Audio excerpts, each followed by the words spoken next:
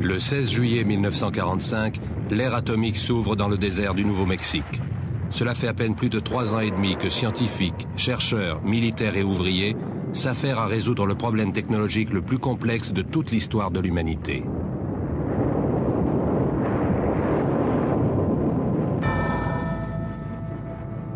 La boule de feu incandescente qui s'élève dans la brume matinale non loin de Socorro démontre qu'ils y sont parvenus. Pourtant, le travail n'est qu'à moitié terminé, car une arme qui n'est pas exploitée n'en est pas une.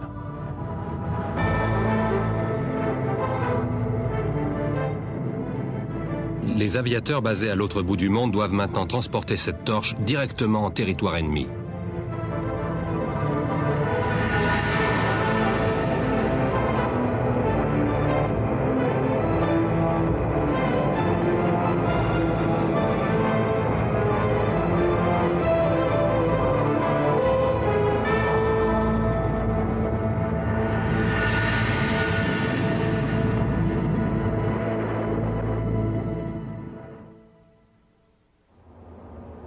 La conception de la première bombe atomique américaine débute en 1939. Le physicien Leo Szilard, émigré hongrois, apprend que des chercheurs allemands ont découvert comment casser le noyau de l'atome d'uranium. Une fission qui peut provoquer une réaction en chaîne qui dégagerait 1 million de fois plus d'énergie qu'une quantité équivalente d'explosifs. Szilard est juif. Il a fui l'Allemagne après l'accession d'Hitler à la chancellerie. Craignant que les nazis n'aient pris de l'avance dans la mise au point de l'arme atomique, il convainc son ami Albert Einstein de co-signer la lettre qu'il envoie au président Roosevelt, le suppliant de commencer au plus vite les recherches sur la bombe atomique. Jusqu'alors, les recherches nucléaires ne s'étaient vues attribuer dans le budget américain que la somme insignifiante de $2000. Mais Roosevelt, impressionné par la requête d'Einstein et de Szilard, débloque une aide financière spéciale. Les recherches commencent dans plusieurs laboratoires militaires et universitaires, mais le manque de coordination et de moyens font qu'au bout de 2 ans, peu de progrès ont été accomplis. Très vite, cependant, les rapports des services de renseignement font état des avancées allemandes dans ce domaine, notamment dans leur usine hydroélectrique de Norsk. Mais c'est finalement un rapport anglais indiquant que les Allemands seraient en mesure de mettre au point une bombe atomique avant la fin de la guerre, qui décide Roosevelt à entreprendre un effort massif pour créer la bombe A. Le 6 décembre 1941, Vannevar Bush, son conseiller pour les questions scientifiques, donne le feu vert aux physiciens.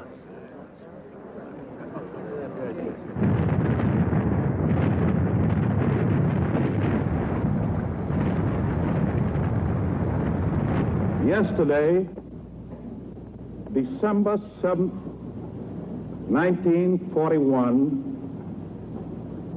a date which will live in infamy. L'attaque surprise des Japonais sur Pearl Harbor donne un véritable coup de fouet au tout nouveau programme de recherche atomique. Il est confié aux ingénieurs de l'armée du district de Manhattan à New York, d'où son nom de Projet Manhattan. L'armée désigne pour superviser celui-ci l'un de ses officiers les plus compétents, le colonel Leslie Richard Groves. Ce dernier a fait ses preuves en menant à bien un autre projet d'envergure, la construction en à peine 18 mois du nouveau quartier général du ministère de la Guerre en forme de pentagone. Avide de promotion, Groves aspirait à un commandement sur le front européen, au lieu de quoi on lui demande de chapeauter une bande de crânes d'œufs à la poursuite d'une douce chimère. Seule consolation, il obtient sa promotion au grade de général de brigade. Groves commence alors à écumer les universités à la recherche d'un physicien capable de diriger le projet Manhattan, et il arrête son choix sur Julius Robert Oppenheimer, un brillant spécialiste de la physique quantique qui enseigne à Berkeley. Oppenheimer et Groves ne pouvaient être plus différents. Du général, l'un de ses admirateurs dit qu'il possède l'ego le plus imposant depuis Napoléon. Il est le type même du diplômé de West Point. Pragmatique, énergique, conservateur et ventripotent. Il a toujours une boîte de chocolat d'1 kilo cachée au fond du coffre-fort de son bureau. Oppenheimer, lui, pèse à peine 64 kilos et déteste les gros. Il est sorti diplômé d'Harvard en 3 ans seulement et c'est un physicien de haut vol qui lit du sanskrit à ses heures perdues. De plus, Oppenheimer reconnaît lui-même avoir été membre d'à peu près tous les groupes communistes de la côte ouest. Fin de citation. Parmi ses nombreux amis et soutiens communistes, on trouve son frère, sa femme et sa maîtresse. Ce qui ne l'empêche pas de faire preuve d'une réelle clairvoyance dans l'organisation de cet exceptionnel effort de recherche. Et Groves finit par se persuader qu'Oppenheimer est l'homme de la situation. Mais la nomination d'un sympathisant communiste provoque une levée de boucliers au sein de l'armée. Et Groves devra adresser un ordre direct et formel au bureau de la sécurité pour qu'Oppenheimer soit habilité. Fin 1942, les deux hommes se mettent en quête d'un endroit isolé pour construire leur laboratoire de recherche top secret. Oppenheimer se souvient alors d'une école située sur un plateau du Nouveau-Mexique, une région où il va en vacances depuis sa plus tendre enfance. En quelques jours, l'école de Los Alamos est achetée et des baraquements sont construits tout autour.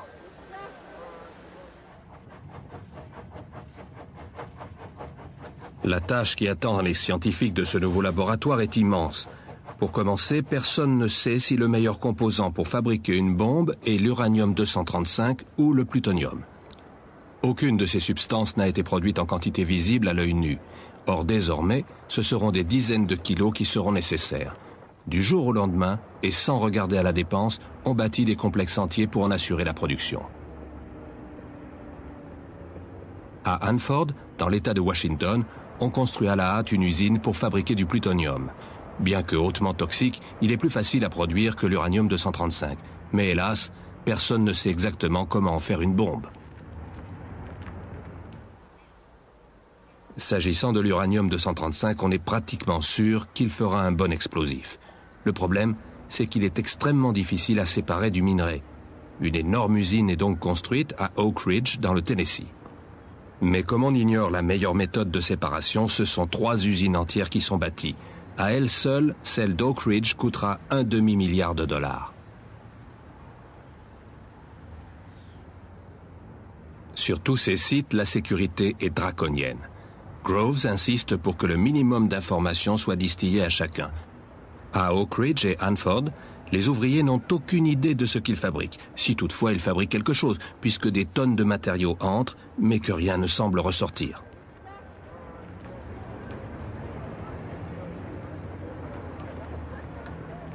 L'obsession de Groves pour le secret atteint son paroxysme au laboratoire de Los Alamos, où les scientifiques doivent s'appeler par des noms de code, M. Farmer, M. Wagner, et où on ne parle pas de la bombe, mais du gadget, du truc ou de la bête.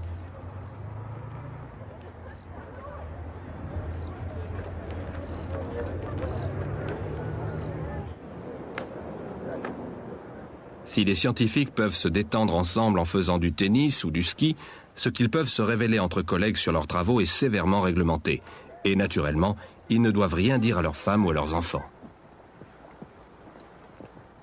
Les communications avec le monde extérieur sont quasiment nulles.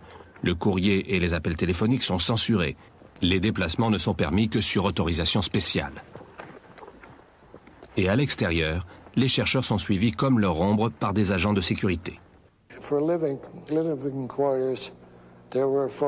Les ouvriers civils ne résidaient pas dans des baraquements, mais dans des studios. Les chambres étaient assez jolies. Il y avait un petit lit, une table, des chaises, une commode. Ce n'était pas luxueux, mais c'était très fonctionnel.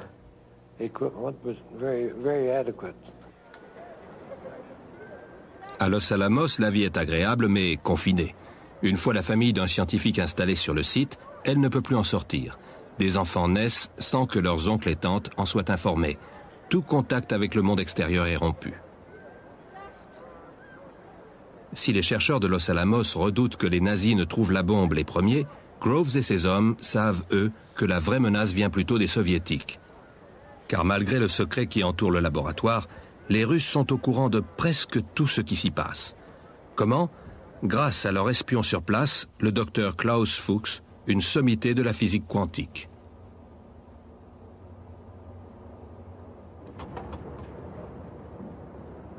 Fin 1942, le projet Manhattan est en bonne voie. Des progrès significatifs commencent à être enregistrés. Enrico Fermi, a réussi à déclencher la première réaction en chaîne contrôlée dans une pile atomique construite sous les cours de squash de l'Université de Chicago. Il reste cependant un problème. Pour l'instant, aucun avion allié n'est capable de transporter une telle arme pour l'utiliser contre le Japon. Début 1944, les usines aéronautiques de tout le pays se préparent à produire des milliers d'exemplaires d'un nouvel avion révolutionnaire. Un appareil qui va être au cœur de la stratégie alliée contre le Japon, car il permettra aux Américains de larguer la bombe atomique dès qu'elle sera au point. Cet avion, c'est le B-29 de la compagnie Boeing. Officiellement baptisé Super Fortress, il constitue un gigantesque pas en avant avec une vitesse de 25% supérieure à celle de son prédécesseur, le B-17. Selon les responsables de l'armée de l'air, une escadre de 600 B-29 suffirait à anéantir la machine de guerre japonaise. Sa cabine pressurisée permet à l'équipage de travailler confortablement à des altitudes pouvant aller jusqu'à 11 000 mètres hors de portée de la DCA et des avions japonais. Il peut transporter une bombe de 10 tonnes et parcourir plus de 6400 km. Mais un bombardier à long rayon d'action n'est pas la seule condition pour pouvoir larguer une bombe atomique sur une cible stratégique japonaise.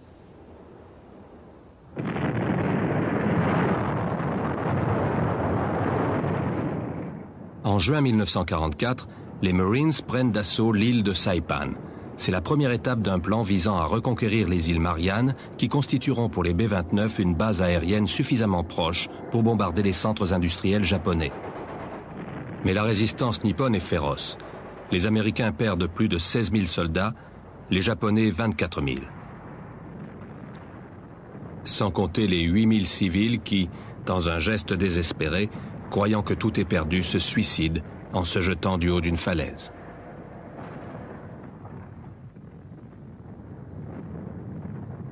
Une fois l'île de Saipan conquise, les Marines l'utilisent comme base pour attaquer Tinian, la deuxième île de l'archipel. Puis c'est au tour de Guam.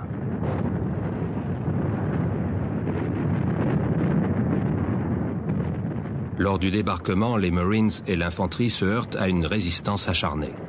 Les troupes japonaises contre-attaquent et parviennent même à traverser les lignes américaines. À l'arrière, ce seront des cuisiniers, des administratifs et même des blessés qui les repousseront. En première ligne, les Américains placent leurs obusiers à seulement 30 mètres derrière l'infanterie afin de pouvoir tirer à bout portant sur les Japonais. Un observateur racontera « Les bras et les jambes volaient comme de la neige ». Finalement, le 10 août, les Marines déclarent les îles Mariannes territoire conquis. L'Amérique possède désormais une base aérienne qui place le Japon à portée des B-29 Super Fortress.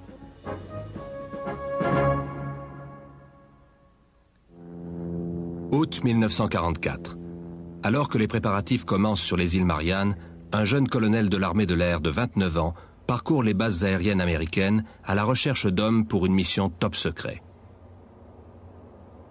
Ce colonel qui fume la pipe est un ancien étudiant en médecine de Miami du nom de Paul Tibbets. Son unité sera bientôt affectée dans les îles Mariannes afin de larguer son arme spéciale. Mais en attendant que le terrain d'aviation des B-29 soit construit, l'équipe de Tibbets s'entraînera sur un terrain à la frontière de l'Utah et du Nevada, le Wendover Field. La 509e division de Tibbets est unique. Disposant de ses propres moyens de transport, sa propre maintenance et ses propres escadrilles d'appui, elle est la seule unité entièrement autonome de l'armée de l'air. Les membres de la 509e commencent à arriver à Wendover Field en septembre 1944. L'endroit a déjà servi de base d'entraînement pour d'autres avions. L'eau a mauvais goût, il y a des rats, et le sable s'infiltre partout. Tout y est si désolé que le comique Bob Hope l'appellera la base oubliée lorsqu'il viendra s'y produire. C'est vrai que c'était un trou perdu. Le dernier arbre qu'on avait croisé devait se trouver à 160 km de la base. Et quand on regardait ces étendues de sel, on avait l'impression de regarder dans le vide. En plus, les baraquements étaient complètement délabrés. Heureusement, les membres de la 509e ne passent pas toute leur période d'entraînement dans le désert de l'Utah. Ils se rendent de temps en temps sur le terrain de Batista Field à Cuba pour s'entraîner au pilotage au-dessus de l'eau. Beaucoup de temps et d'efforts sont consacrés à des largages tests dans le désert californien afin d'aider les ingénieurs de Los Alamos à parachever la conception de l'enveloppe des deux différentes bombes qu'ils sont en train de mettre au point. La première est à base d'uranium-235 extrait dans le Tennessee. Longue et effilée, elle a été surnommée Thin Man, petit homme, et utilise des explosifs conventionnels pour propulser un projectile en uranium jusqu'à une cible également en uranium située dans le nez de la bombe. Lorsque les deux éléments entrent en collision, ils forment la masse critique minimum nécessaire pour déclencher une réaction en chaîne. Des progrès ultérieurs permettront au concepteur de Thin Man de ramener sa taille de 5 à 3 mètres et de le renommer ainsi Little Boy, petit garçon. Mais les physiciens ont calculé qu'ils ne pourraient pas utiliser ce principe pour la bombe au plutonium. En effet, le plutonium atteindrait la masse critique avant que le projectile n'ait touché la cible, entraînant ainsi la désintégration de la bombe. Les chercheurs de Los Alamos expérimentent donc des explosifs puissants comme détonateurs. Ils espèrent faire imploser une sphère de plutonium creuse afin de la réduire en une boule plus petite de masse critique. Malgré les premiers essais peu concluants, une bombe est finalement conçue autour de la sphère de plutonium. En raison de sa forme, elle est baptisée Fat Man, gros homme.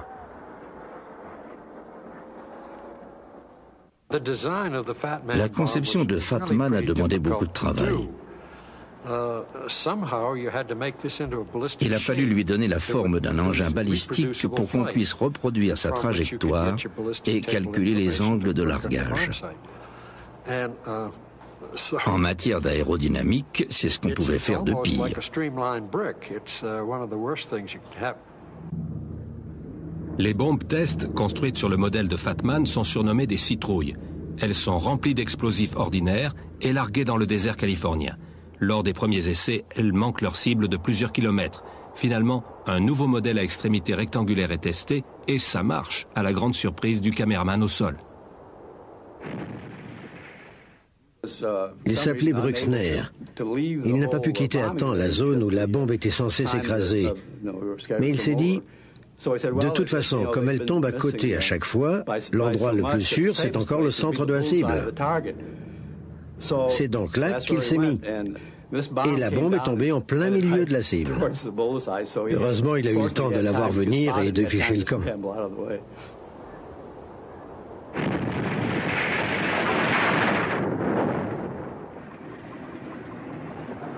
Les vols d'entraînement n'ont rien à voir avec ce que les hommes de la 509e ont connu jusqu'alors. Il s'agit de larguer une seule et unique bombe de 5 tonnes et aussitôt après, de faire effectuer à l'avion un vertigineux virage de 158 degrés. Cette manœuvre a pour but de mettre la plus grande distance possible entre le bombardier et l'explosion. Mais seuls 2 membres de la 509e sont au courant, Tibbets et le major Charles Sweeney, commandant de l'escadrille de bombardiers. Aucun autre membre de l'unité ne connaît la nature réelle de l'arme qu'ils vont larguer, pas même le copilote de Tibbets, le capitaine Robert Lewis. En février 1945, le commandant Fred Ashworth est chargé par le général Groves de trouver une nouvelle base pour la 509e quelque part dans les îles Mariannes. Guam offre les meilleures installations portuaires, mais Ashworth choisit Tinian, où l'on vient de terminer le plus grand terrain d'aviation du monde à l'extrémité nord de l'île. Tinian est également plus proche du Japon et sa petite taille semble plus indiquée pour une opération top secret. Je suis allé voir le commandant de l'île, le général Kimball. Je lui ai dit qui j'étais. J'étais commandant à l'époque. Et il m'a regardé un peu sceptique. Je lui ai annoncé que j'avais besoin de faire un relevé aérien dans le cadre de l'opération Silver Plate. Oh, Silver Plate. C'était un nom de code qui ne désignait pas forcément le projet Manhattan, mais un projet qui avait priorité absolue. Et dès que j'ai eu dit ça, il m'a répondu « Où désirez-vous aller ?» Au même moment, à 800 km plus au nord, les Marines se lancent à l'assaut de l'île d'Iwo Jima, contrôlée par les Japonais. Ces derniers ont eu le temps de s'enterrer et malgré un pilonnage intensif, le débarquement est sanglant. 5400 Américains sont tués, 23 000 blessés. Et du côté japonais, 20 000 morts, soit 90% de leur effectif sur l'île. Mais l'Amérique possède enfin la base avancée dont elle a besoin, un endroit où les B-29 venant des îles Mariannes pourront effectuer leurs atterrissages forcés le cas échéant. De retour aux États-Unis, les membres de la 509e se rendent à Omaha, dans l'usine où le groupe Martin fabrique les Super Fortress pour Boeing. 15 B-29 ont été spécialement aménagés pour la 509e. Afin de les rendre plus légers et plus rapides, toutes les armes ont été retirées, à l'exception des mitrailleuses arrière. Ils ont également été équipés des dernières innovations technologiques, des hélices à inversion de pas électriques et une soute à bombe à ouverture pneumatique rapide. Les pilotes de la 509e prennent possession de leurs appareils, signent une décharge les rendant responsables de ces monstres de plusieurs millions de dollars et s'envolent pour Wendover. De retour dans l'Utah, les hommes de la 509e ne tiennent plus en place. Leur week-end à Salt Lake tourne à la bagarre. Mais la nouvelle base de Tinian est enfin prête et ils vont pouvoir entreprendre cette mission unique dans les annales militaires. 12 avril 1945. La 509e a bouclé son pactage et s'apprête à rejoindre le Pacifique Est. Les chercheurs de Los Alamos ont enfin réussi à produire des implosions symétriques grâce à des explosifs puissants. C'est alors que tombe l'impensable nouvelle. Le président Franklin Delano Roosevelt vient de mourir d'une hémorragie cérébrale.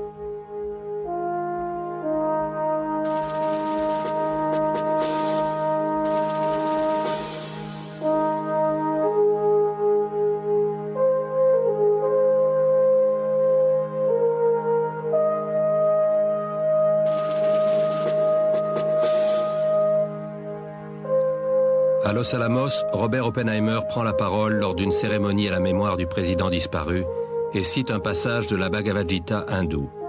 L'homme est une créature faite de convictions, il est à leur image. Et Oppenheimer de poursuivre, les convictions de Roosevelt étaient partagées par des millions d'hommes et de femmes. Et c'est pourquoi nous devons tout faire pour que ce qu'il a entrepris ne prenne pas fin avec lui.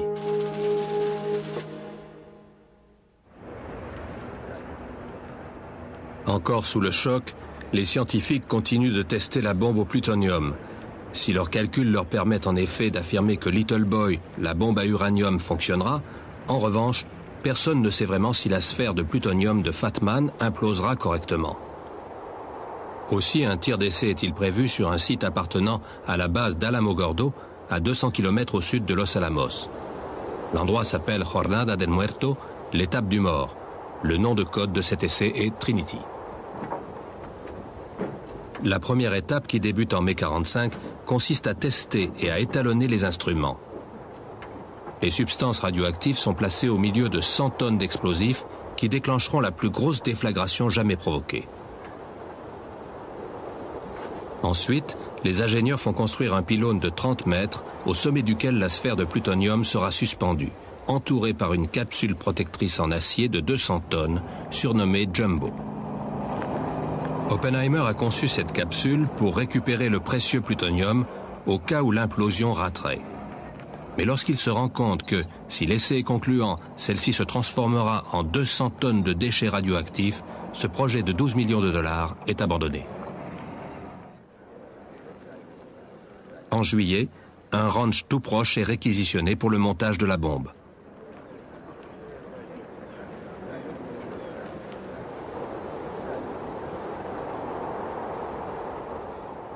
L'assemblage final a lieu dans une petite tente au pied du pylône.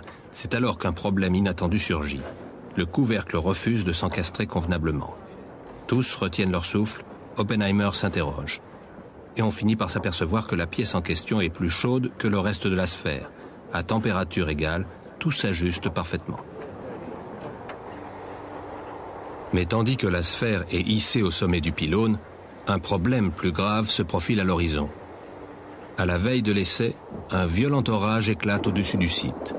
Un éclair pourrait-il déclencher l'engin? Nul ne peut le dire. Mais si tel était le cas, les conditions météo entraîneraient des retombées radioactives jusqu'aux zones habitées.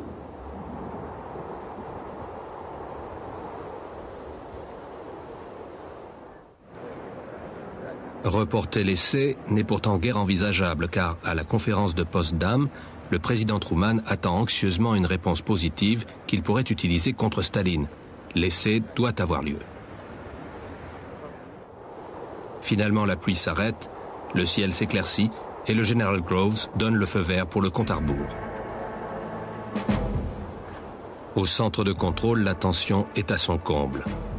Pour détendre les esprits, les physiciens prennent des paris sur cette première explosion atomique. Embrasera-t-elle l'atmosphère? Effacera-t-elle toute trace de vie sur Terre? L'heure de vérité est enfin arrivée. Il est 5h29 du matin, le 16 juillet 1945.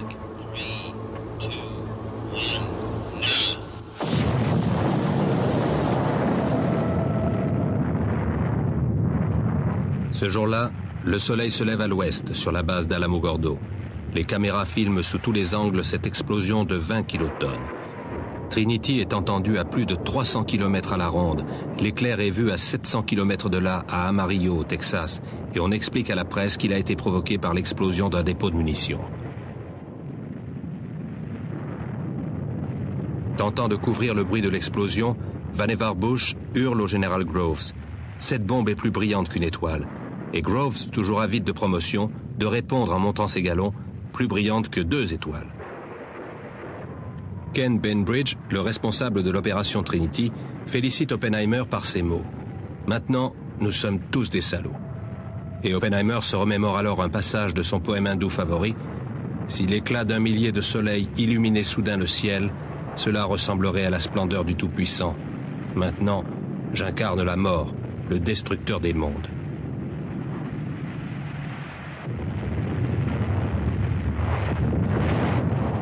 L'Amérique a gagné la course. Elle est la seule à posséder la bombe atomique.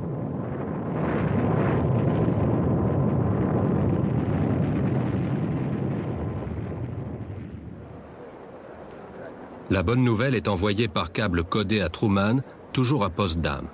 Le président américain parle alors à Staline de cette nouvelle arme au pouvoir destructeur hors du commun. Mais cela n'impressionne guère le dirigeant soviétique, car ce que Truman et Churchill ignorent, Klaus Fuchs a tenu les Russes informés de tous les développements. Immédiatement après l'essai, on ne peut approcher le point zéro, le cœur de l'explosion, que dans un char blindé au plomb. Mais en quelques jours, la radioactivité diminue et bientôt Oppenheimer et Groves se rendent sur place pour constater les ravages. Le pylône a été entièrement pulvérisé et sous l'effet de la chaleur phénoménale de l'explosion, le sol est recouvert d'une couche de verre. Tandis que les physiciens examinent les débris dans la vallée de Jornada del Muerto, l'enjeu du projet Manhattan se déplace à l'autre bout du monde. La fin du compte à rebours de Trinity marque le début de celui de l'Empire du Japon.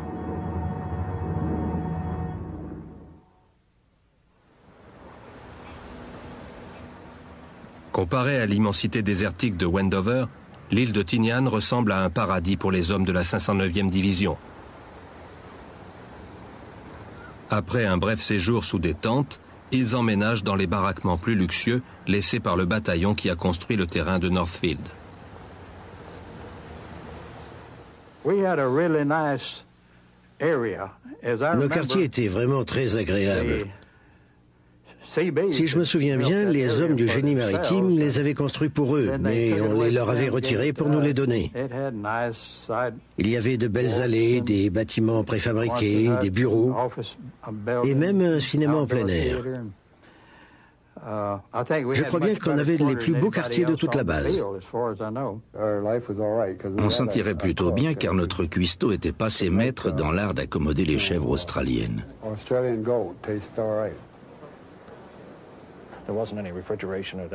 Il n'y avait pas de chauffe-eau, il fallait se doucher à l'eau froide. Mais c'est vrai que comparé à celles des autres GIs, nos conditions de vie étaient meilleures. Ce qui n'échappe pas aux GIs en question.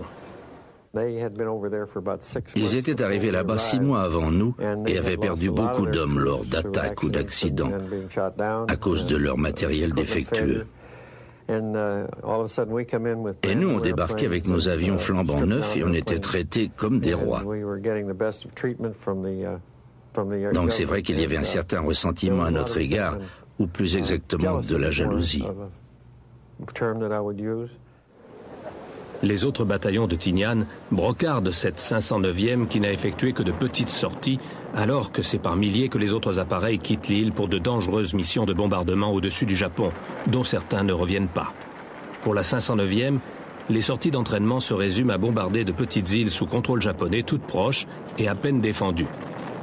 Quant à leurs missions de combat ultérieures, elles consisteront à parcourir les 4800 km aller et retour qui les séparent du Japon pour y larguer une seule citrouille depuis une altitude de 9000 mètres. Un soldat de Tinian leur dédie ainsi une petite ode pleine de fiel. Dans les airs plane un secret. Où ils vont, nul ne le sait. Surtout ne demandez pas pourquoi, vous seriez dans de sales draps, mais croyez en quelqu'un qui a du nez, avec ceux de la 509e, la guerre est gagnée.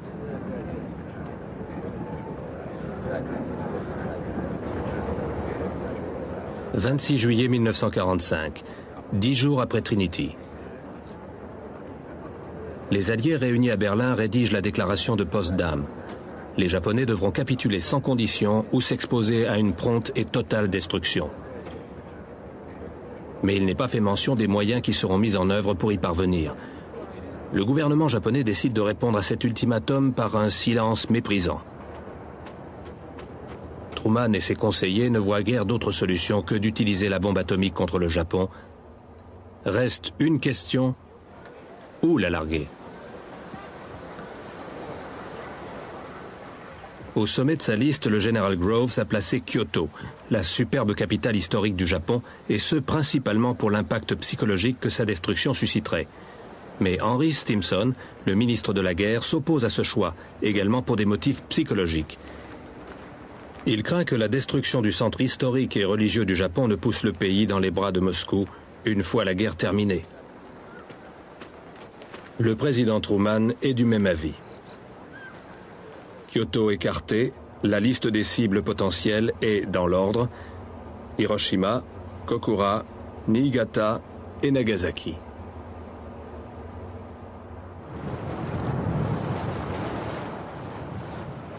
Le jour même de la déclaration de Potsdam, le cuirassé USS Indianapolis jette l'ancre dans le port de Tinian. À son bord, un container plombé de 150 kilos. Mais ce que l'équipage et le capitaine ignorent, c'est qu'il contient l'uranium-235 pour la fabrication de Little Boy. La précieuse cargaison déchargée, le navire reprend la mer. 4 jours plus tard, un sous-marin japonais le torpille et il coule. Les 3/4 de l'équipage meurent, dont des centaines dévorés par les requins. Le 4 août, J-2. L'équipage retenu pour la première mission atomique se retrouve dans la salle de réunion préfabriquée de Tinian. Le colonel Tibbets leur présente William Dick Parsons, un artificier de la marine qui leur annonce qu'ils largueront bientôt l'arme la plus destructrice jamais fabriquée. Parsons a apporté avec lui le film de l'essai Trinity. Il y avait un projecteur et il y avait une bobine de film. Malheureusement, les deux n'étaient pas compatibles. Donc, au lieu de nous montrer les images de Trinity, le capitaine Parsons nous a décrit le champignon atomique que nous verrions.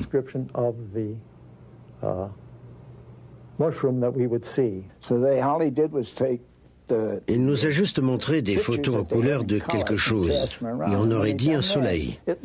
Comment vouliez-vous qu'il nous explique que ça, c'était une bombe? On aurait dit le soleil. Après des années de préparation, de recherche, d'attente, et après 2 milliards de dollars de dépenses, le grand jour arrive enfin. 5 août 1945. Little Boy est précautionneusement transporté hors de la salle d'assemblage. Sous les yeux de tous les hauts responsables de la base, la bombe est remorquée jusqu'à une fosse de chargement spéciale équipée d'un monte-charge hydraulique. Fat Man et Little Boy sont trop lourds pour être chargés normalement, même dans les énormes B-29. Une fois la bombe dans la fosse, le monte-charge la hisse jusque dans la soute de l'appareil. Tandis que la bombe s'élève jusqu'au ventre de l'avion numéro 82, Dick Parsons confie ses craintes à l'assistant du général Groves, le général de brigade Thomas Farrell.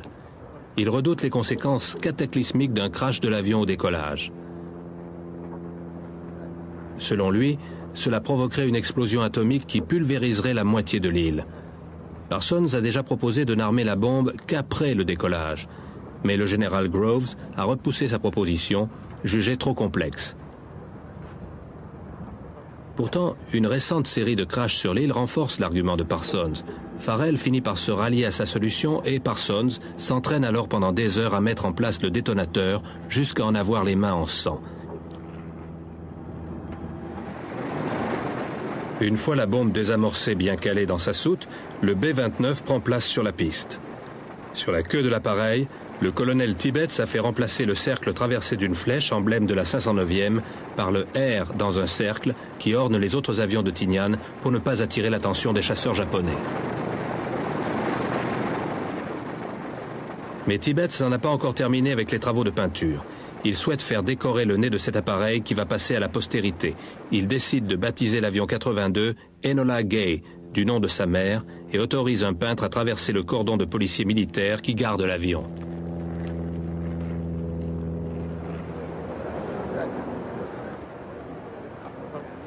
« 2 heures du matin, le lundi 6 août.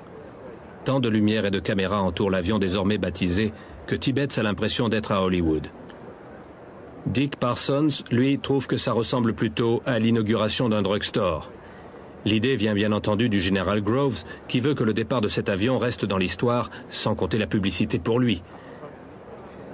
L'équipage se met en ligne pour la fameuse photo. On y voit entre autres le navigateur Dutch Van Kirk, le bombardier Thomas Farraby, Tibbets, son copilote Bob Lewis et le navigateur Jacob Beezer. D'un petit geste de la main, Tibbets fait ses adieux.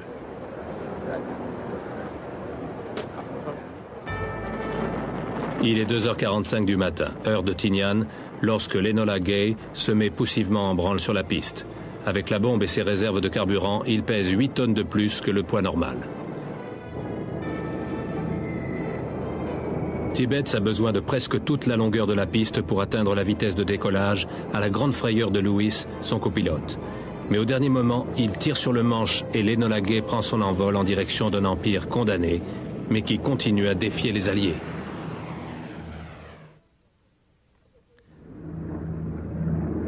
« 3 heures du matin. L'Enola Gay fend la nuit à basse altitude et va à la rencontre de l'avion d'appui et de l'avion caméra. L'artificier Dick Parsons et son adjoint Maurice Jepson se glissent alors dans la soute pour insérer la charge explosive dans la bombe. L'opération est réalisée en moins de 30 minutes et Jepson remplace la petite fiche verte se trouvant sur le flanc de Little Boy par une fiche rouge. La fiche verte isolait le système de mise à feu du reste du circuit. En la remplaçant par la fiche rouge, on connectait le système de mise à feu au reste du système électronique.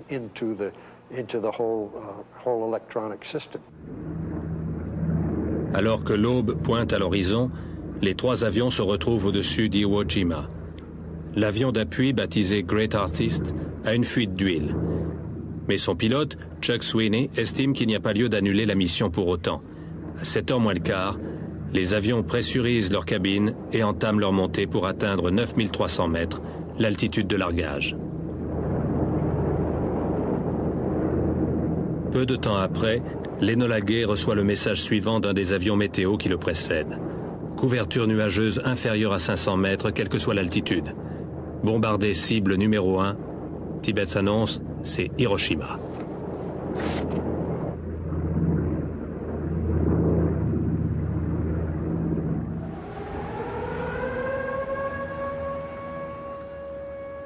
Au moment où l'avion météo américain décolle, les sirènes de la ville d'Hiroshima annoncent la fin d'une alerte. Les ouvriers regagnent leurs usines et au quartier général de la Seconde Armée, les soldats se remettent à leurs manœuvres. La vie reprend son cours. À bord de l'Enola Gay, le copilote Bob Lewis tient le journal de la mission. Tandis que l'appareil s'approche d'Hiroshima, il écrit « Le largage de la bombe sera suivi d'un bref intermède. À 8h11, le bombardier Tom Ferby ôte sa casquette et règle son viseur. Le colonel Tibbets lui confie alors le contrôle de l'appareil. La cible est localisée, c'est le grand pont en forme de T sur la rivière Otta. Quelques secondes plus tard, Ferby déclenche le signal radio qui avertit les autres avions de l'imminence du largage. Au cas où, il pose son doigt sur la commande manuelle, mais le système automatique fonctionne parfaitement. À 8h15 et 17 secondes, Little Boy tombe de la soute de l'Enola Gay, interrompant brusquement le signal de largage. Tibbets amorce alors le virage à 158 degrés qu'il a répété à maintes reprises.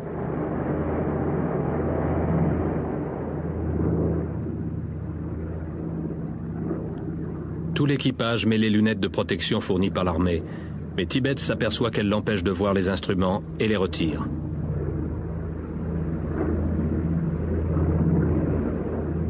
« 43 secondes exactement après le largage, à 550 mètres au-dessus du sol, la première arme atomique de la guerre explose. Il est exactement 8h16, le lundi 6 août 1945. Quelques instants plus tard, les deux ondes de choc produites par la déflagration atteignent les avions. En ressentant la violente secousse, Tibbets s'écrie machinalement « DCA ». L'avion caméra vole en cercle au-dessus de l'Enola Gay et du Great Artist afin d'immortaliser l'explosion.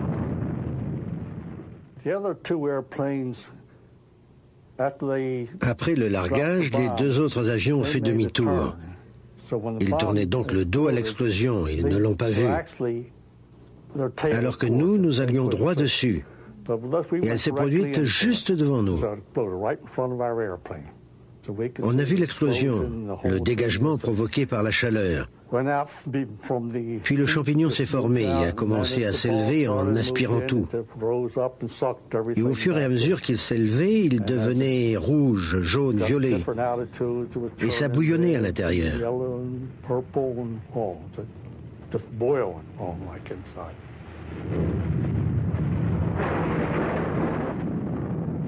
Malheureusement, le film tourné depuis l'avion caméra ne donnera rien, et ces images filmées manuellement depuis l'avion soutien sont les seules que l'on possède du champignon d'Hiroshima.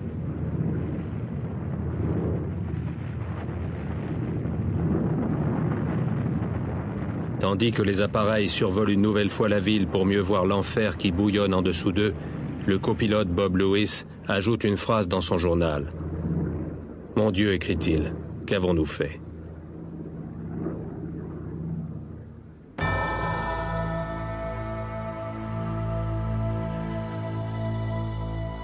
Au sol, la fumée commence à se dissiper au-dessus d'Hiroshima. Ces archives confisquées aux Japonais montrent la ville dans les heures et les jours qui ont suivi l'explosion. Ce film ne sera montré que 25 ans après la fin de la guerre. La force de la déflagration a été phénoménale, l'équivalent de 13,5 kilotonnes. Au cœur de l'explosion, la température a atteint les 40 millions de degrés.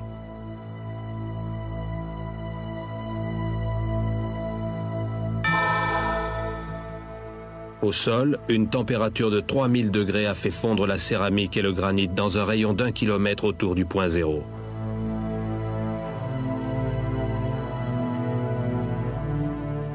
Des ombres portées ont été figées à tout jamais.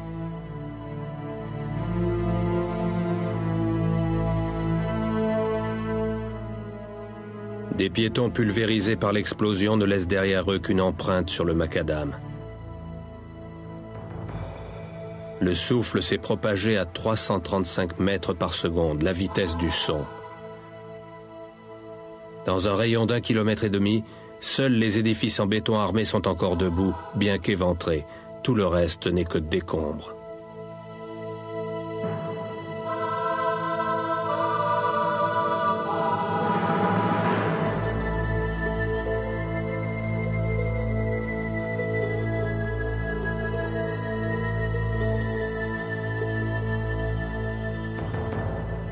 Le centre d'exposition commerciale et industrielle.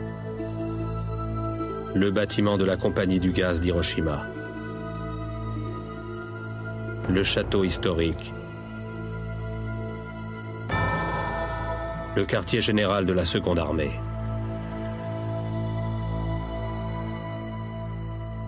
La cible de Fairby, le pont Aioi, est gravement endommagé mais miraculeusement toujours debout.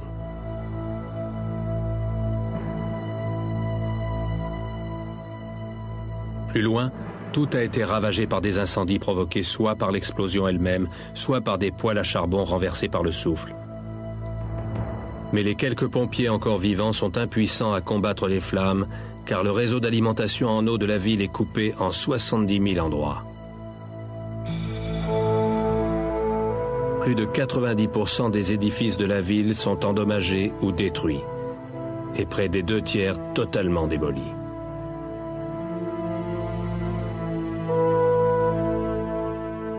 Et ceux qui ont survécu à l'explosion sont davantage occupés à fuir et à trouver du secours qu'à se soucier des dégâts.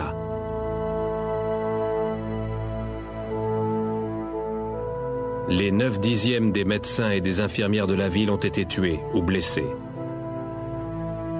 Les quelques hôpitaux et cliniques encore debout sont pris d'assaut par des hordes de blessés qui envahissent les halls et les escaliers. Nombreux sont ceux qui souffrent de graves brûlures provoquées par le souffle de la bombe, en plus des blessures causées par les projectiles.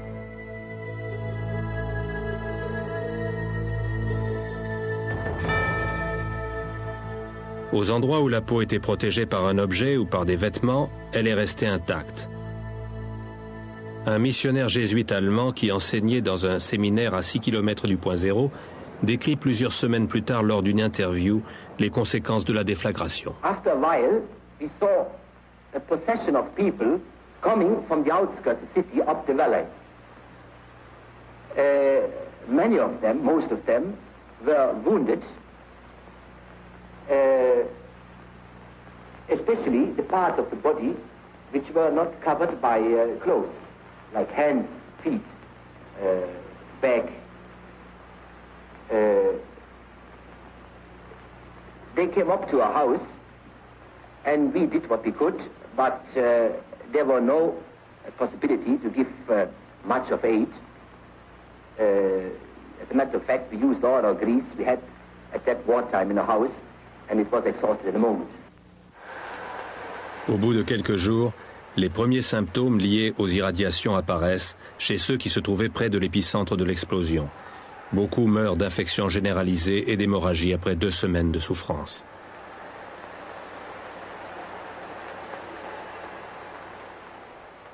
On ne saura jamais le nombre exact des victimes, mais au moins 70 000 Japonais sont morts lors de l'explosion et plus de 30 000 autres succomberont à leurs blessures ou aux radiations dans les jours et les semaines qui suivent.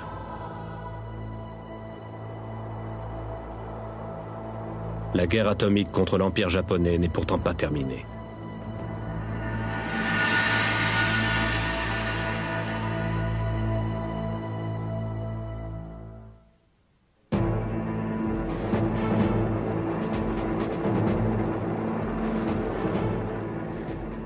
À 15 h, le 6 août 1945, l'Enola Gay est de retour à la base de Tinian.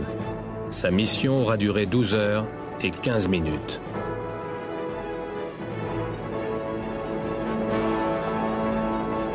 Sur l'île, la nouvelle de la première mission atomique s'est répandue comme une traînée de poudre. On attendait. On était très impatients de connaître le résultat. On était tous très surpris, c'est certain, et ivres de joie en même temps. On s'est dit, bon sang, il ne plaisantait pas. C'était la surprise qui dominait. Et on avait aussi le sentiment que la guerre allait sans doute se terminer rapidement.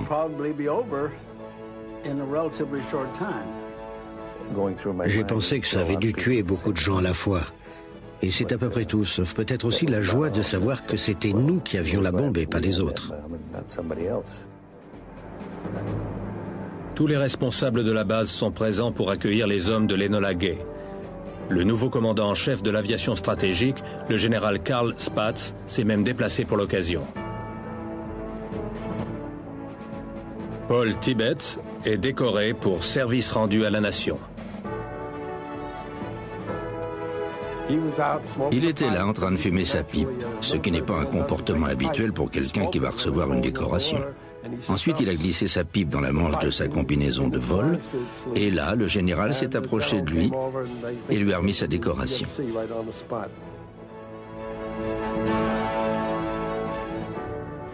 Après avoir été félicités par les 200 soldats qui se pressent sous les ailes de l'Enola Gay, les héros du moment sont escortés jusqu'au club des officiers pour le compte-rendu de la mission. Chacun d'eux reçoit une rasade de bourbon. Un coup de chance car la séance de questions s'éternise de sorte que lorsqu'ils arrivent à la petite fête organisée en leur honneur, il ne reste plus une goutte de bière. Le général Farrell s'éclipse pour câbler le rapport complet de la mission au général Groves dans son bureau de Washington. Il lui fait la description du champignon atomique et l'informe que les photos de reconnaissance développées jusqu'à présent sont inutilisables à cause de la fumée et de la poussière soulevée par l'explosion. Groves est ravi et il écrit « C'est le plus grand effet de surprise depuis le cheval de Troie ». Il rédige pour le service de presse de la Maison-Blanche un communiqué au nom du président Truman, lequel se trouve encore sur le bateau le ramenant de Potsdam. Dès son retour, Truman réitère pour les actualités l'annonce de l'existence d'une arme nouvelle et terrible. If they do not now accept our terms, they may expect a rain of ruin from the air, the like of which has never been seen on this earth. Mais le Japon ne se rend pas sur le champ, malgré la déclaration de guerre que lui notifie l'Union soviétique le 8 août. Le général Groves veut porter le coup de grâce pour renforcer l'impact psychologique sur la population. Il ordonne le largage d'une seconde bombe dans les plus brefs délais.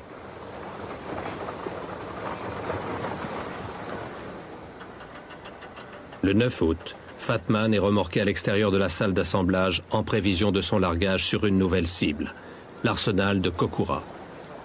L'enveloppe de Fat Man comporte davantage d'interstices que celle de Little Boy et doit donc être rendue hermétique afin de protéger les commutateurs barométriques qui armeront la bombe durant sa descente jusqu'à l'altitude de l'explosion.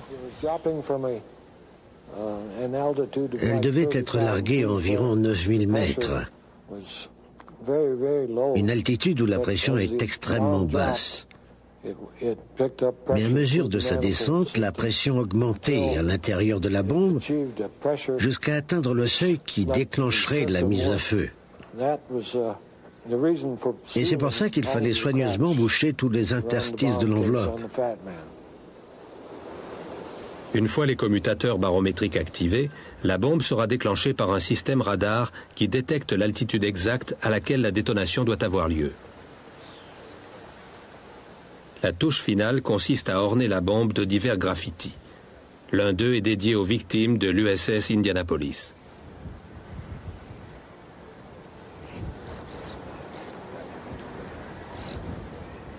Si les hommes de la 509e peuvent s'enorgueillir à juste titre d'avoir respecté à la lettre le plan de vol de l'Enola Gay, la seconde mission connaîtra tous les problèmes que la première avait réussi à éviter. Le projet initial prévoyait le largage de Fat Man pour le 11 août. Mais les mauvaises conditions météo annoncées pour ce jour-là et les 5 jours suivants obligent à l'avancer au 9. Ceci laisse à peine le temps de préparer la bombe et oblige Chuck Sweeney à changer d'avion pour le largage.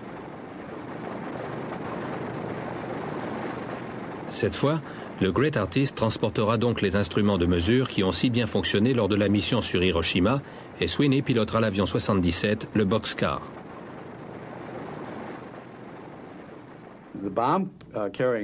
L'avion qui transportait la bombe était celui que mon équipage avait l'habitude de piloter, celui qu'on avait été chercher à Omaha et qu'on avait ramené à Wendover. C'était notre avion depuis sa sortie de l'usine.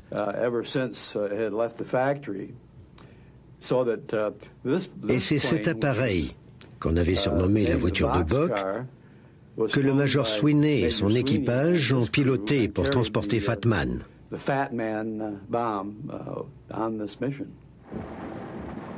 C'est sous les éclairs que se fait le chargement de Fat Man dans la soute du Boxcar. Bien que la mission ait été avancée, il faudra malgré tout compter avec le mauvais temps.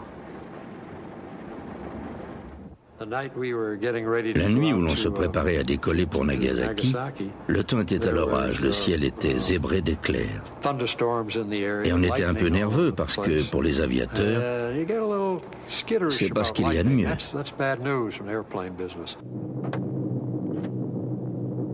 Puis un autre problème surgit. Peu avant le décollage, Sweeney s'aperçoit que la commande de sa réserve de carburant de 2300 litres ne fonctionne pas. Tibbets a dit à Sweeney de ne pas s'en faire parce que ce réservoir était juste censé faire contrepoids à la bombe qui se trouvait à l'avant de la soute. Il lui a dit qu'il pouvait effectuer sa mission sans s'en occuper, que ça ne serait pas un problème. Mais ça s'est finalement avéré en être un.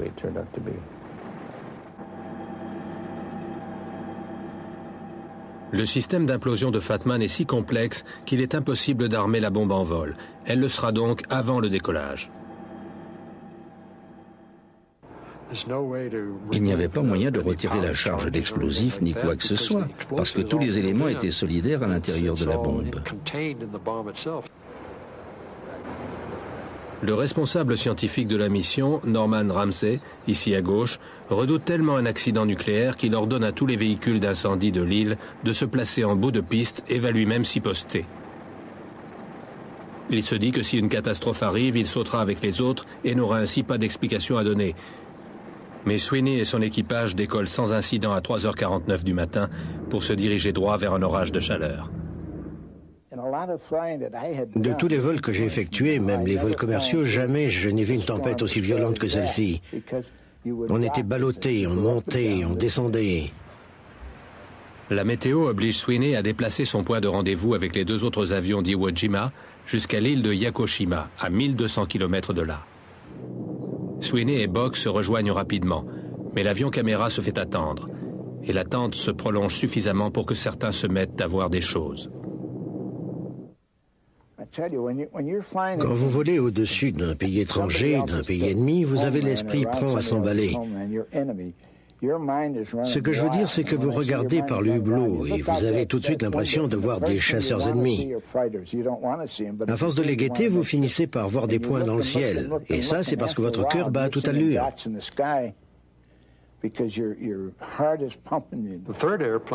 Le troisième avion n'est jamais arrivé. C'est au responsable de l'armée de l'air de dire ce qui s'est passé. Je suppose qu'il a dû se perdre. Finalement, après avoir brûlé 45 minutes de précieux carburant, Sweeney et l'artificier Fred Ashworth décident de continuer vers leur cible sans l'avion caméra. Mais ça n'en est pas fini des mauvaises nouvelles. La cible numéro 1, l'arsenal de Kokura, est enveloppé d'un épais brouillard, et le boxcar a reçu l'ordre express de ne larguer la bombe que si la cible est bien visible. Le général Groves voulait être sûr qu'on savait où on allait la larguer. Ce n'est pas le genre d'engin qu'on peut se permettre de lâcher n'importe où. Et les largages au radar n'étaient absolument pas fiables. Le boxcar tourne au-dessus de Kokura pendant encore 45 minutes en tentant de nouveaux angles d'approche dans l'espoir que le brouillard se dissipe. En vain. On nous a beaucoup reproché cette manœuvre, mais c'est facile de critiquer après coup.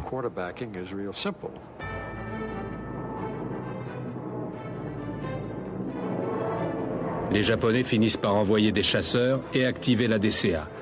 Sweeney et Ashworth, estimant que cela a assez duré, décident d'un commun accord de mettre le cap sur la seconde cible, Nagasaki. Au point où on en était, je ne sais pas si c'était du courage ou le paroxysme de la peur. Malheureusement, les conditions météo sur Nagasaki sont à peine meilleures et le niveau de carburant commence à devenir critique. Ashworth sait qu'ils doivent se défaire du poids que représente la bombe s'ils veulent pouvoir rentrer. Il n'a pas le choix. Il autorise le bombardier Kermit Behan à procéder à un largage au radar. On avait presque terminé le ciblage du radar. Quand 1 minute ou 45 secondes avant la fin, Behan s'est mis à hurler « Je la vois, je l'ai ». Il a immédiatement stoppé le radar, repris les commandes et a effectué le largage à vue.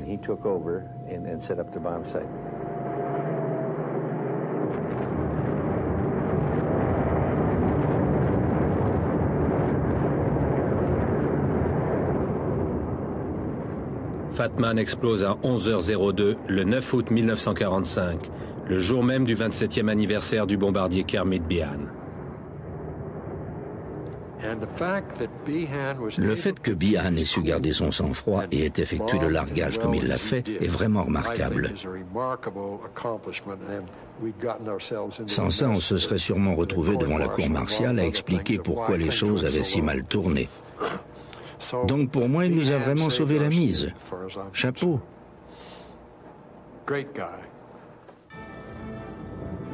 Mais la joie d'avoir réussi le largage sera de courte durée. Il s'en faut d'un cheveu pour que les deux avions ne se retrouvent pris dans le tourbillon du champignon atomique. Ils parviennent à virer en direction d'Okinawa, situé à 2 heures de là, mais avec juste 2 heures de carburant devant eux. Le terrain d'aviation ami le plus proche pourrait ne pas l'être suffisamment.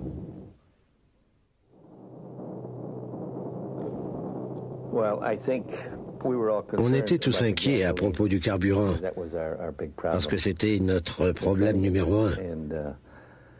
Et on se demandait si on réussirait à atteindre le terrain d'aviation.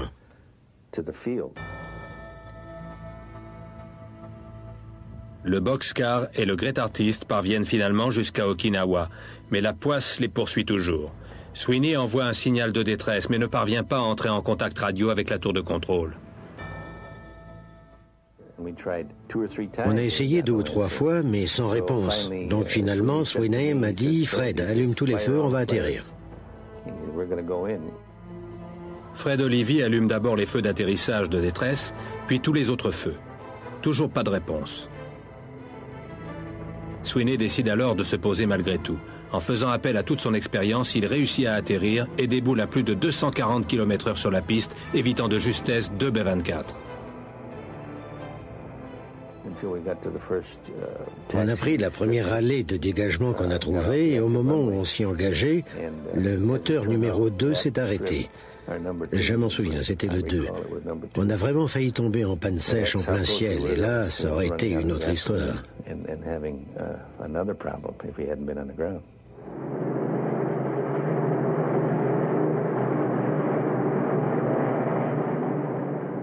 Quant à la bombe, les vols de reconnaissance montrent qu'elle n'a pas eu le succès escompté. Fat Man a explosé 4,5 km en amont de sa cible, dans une vallée qui protège une grande partie de la ville du souffle de l'explosion. La zone touchée est plus industrielle que résidentielle.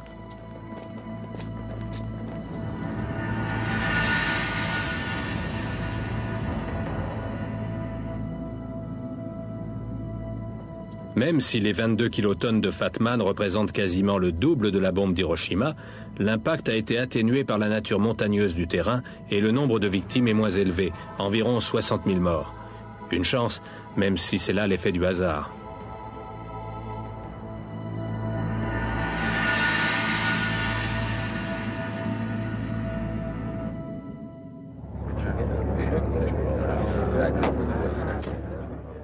Les 2 bombes atomiques et la déclaration de guerre de l'Union soviétique décident enfin le gouvernement japonais à capituler. Il accepte l'ultimatum de Potsdam à condition que l'empereur reste au pouvoir.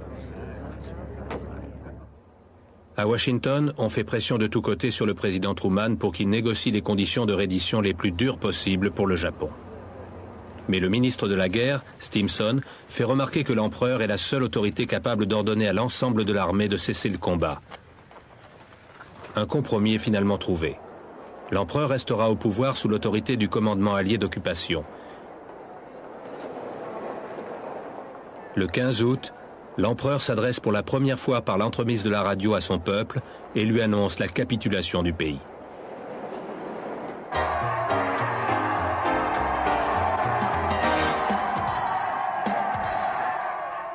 Les Américains, quant à eux, se pressent dans les rues pour célébrer cette victoire si longtemps attendue.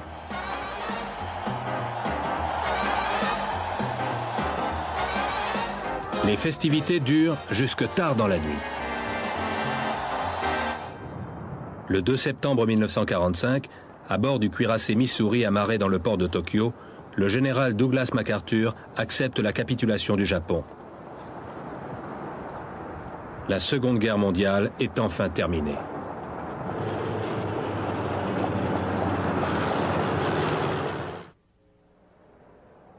Un demi-siècle s'est écoulé depuis cette fameuse semaine qui a changé la face du monde. L'Amérique a conservé en l'état plusieurs des lieux et éléments du projet Manhattan, en souvenir du prix qu'il a fallu payer pour en finir avec cette guerre.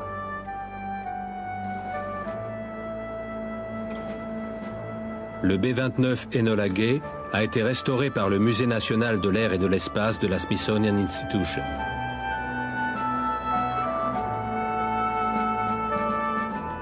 Cette restauration est un hommage à la puissance industrielle américaine qui a rendu possible sa construction.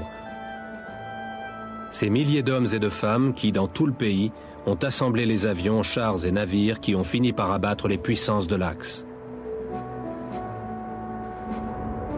Los Alamos est toujours un laboratoire de recherche.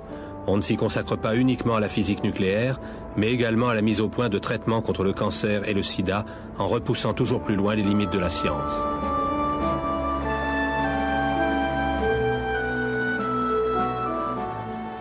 Los Alamos nous rappelle les trésors d'intelligence et d'ingéniosité qui furent nécessaires pour percer les secrets du noyau atomique. Tous les chercheurs et ingénieurs qui ont pris part à cette guerre, enfermés dans leur laboratoire, à griffonner de mystérieux calculs sur leur tableau noir.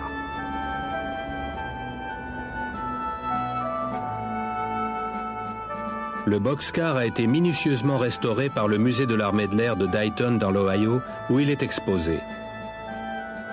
C'est dans son poste de pilotage qu'ont été tournées les reconstitutions montrées dans ce programme.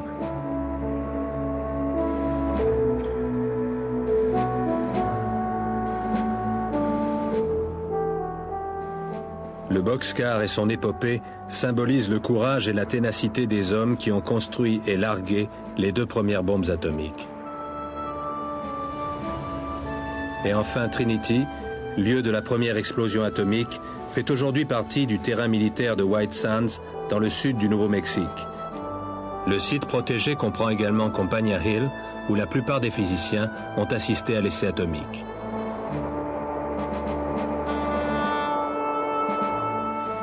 Le ranch McDonald, où la bombe a été assemblée.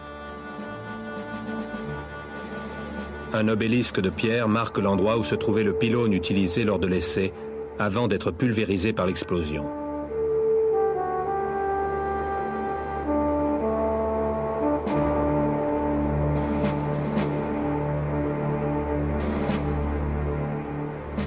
Le site de Trinity symbolise la peur de l'homme face à des forces qu'il a déclenchées sans pouvoir entièrement les contrôler.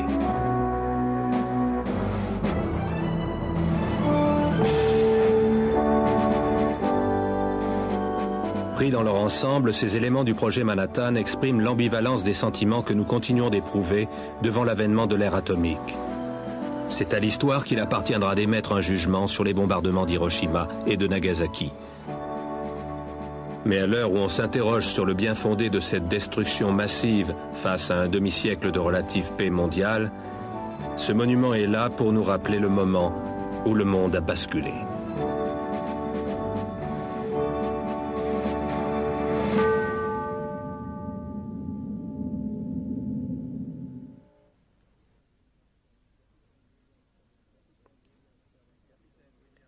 Capitaine William Sterling Parsons de Fort Summer dans le Nouveau-Mexique, officier de la marine des États-Unis.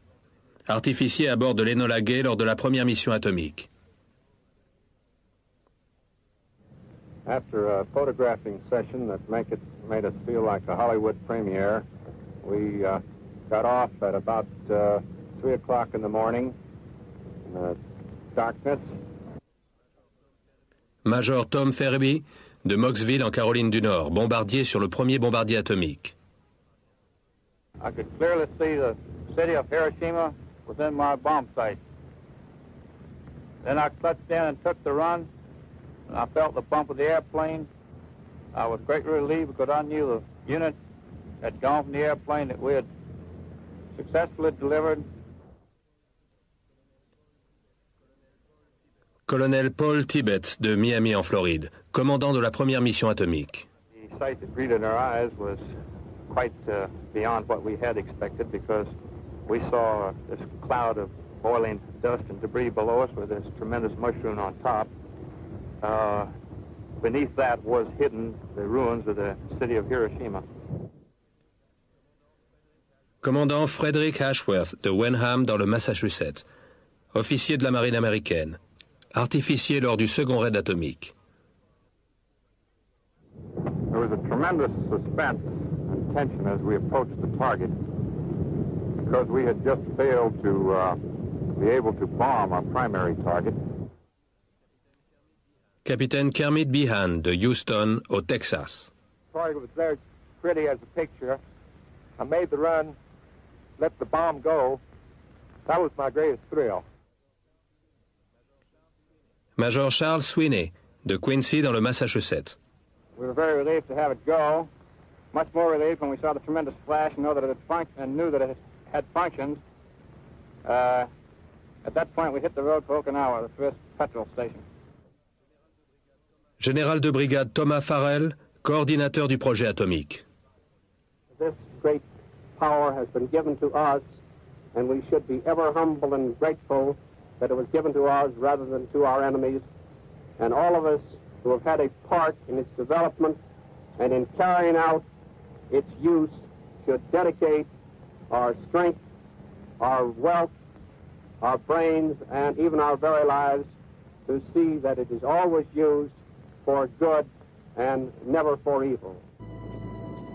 Malheureusement, les conditions météo sur Nagasaki sont à peine meilleures et le niveau de carburant commence à devenir critique. Ashworth sait qu'ils doivent se défaire du poids que représente la bombe s'ils veulent pouvoir rentrer. Il n'a pas le choix. Il autorise le bombardier Kermit Behan à procéder à un largage au radar. On avait presque terminé le ciblage du radar. Quand 1 minute ou 45 secondes avant la fin, Behan s'est mis à hurler « Je la vois, je l'ai ». Il a immédiatement stoppé le radar, repris les commandes et a effectué le largage à vue.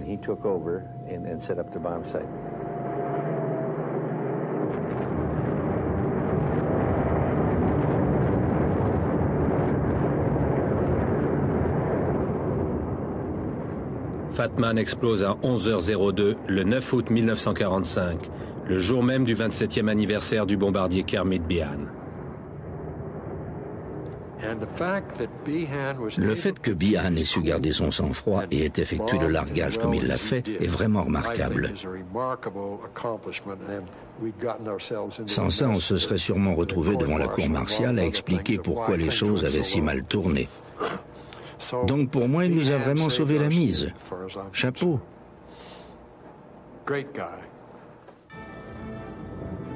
Mais la joie d'avoir réussi le largage sera de courte durée. Il s'en faut d'un cheveu pour que les deux avions ne se retrouvent pris dans le tourbillon du champignon atomique.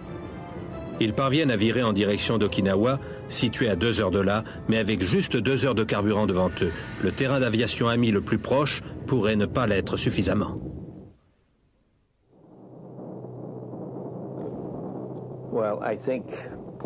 On était tous inquiets à propos du carburant, parce que c'était notre problème numéro 1. Et on se demandait si on réussirait à atteindre le terrain d'aviation.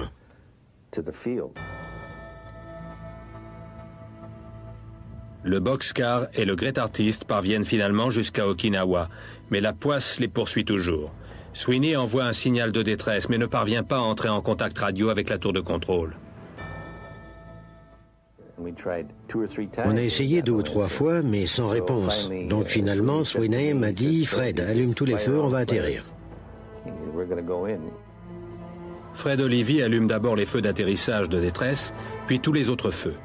Toujours pas de réponse. Sweeney décide alors de se poser malgré tout. En faisant appel à toute son expérience, il réussit à atterrir et déboule à plus de 240 km/h sur la piste, évitant de justesse 2 B-24. On a pris la première allée de dégâts. Sûr qu'il fera un bon explosif. Le problème, c'est qu'il est extrêmement difficile à séparer du minerai. Une énorme usine est donc construite à Oak Ridge, dans le Tennessee. Mais comme on ignore la meilleure méthode de séparation, ce sont 3 usines entières qui sont bâties. À elle seule, celle d'Oak Ridge coûtera $1 demi-milliard.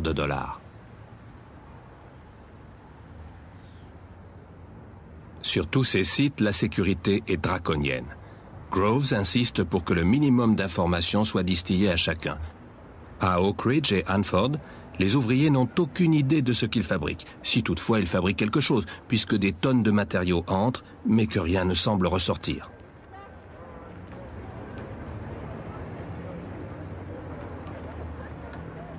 L'obsession de Groves pour le secret atteint son paroxysme au laboratoire de Los Alamos, où les scientifiques doivent s'appeler par des noms de code, M. Farmer, M. Wagner, et où on ne parle pas de la bombe, mais du gadget, du truc ou de la bête.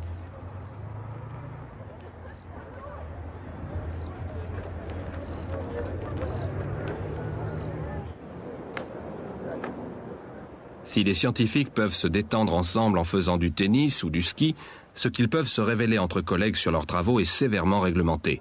Et naturellement, ils ne doivent rien dire à leurs femmes ou à leurs enfants. Les communications avec le monde extérieur sont quasiment nulles. Le courrier et les appels téléphoniques sont censurés. Les déplacements ne sont permis que sur autorisation spéciale. Et à l'extérieur, les chercheurs sont suivis comme leur ombre par des agents de sécurité. Les ouvriers civils ne résidaient pas dans des baraquements, mais dans des studios. Les chambres étaient assez jolies.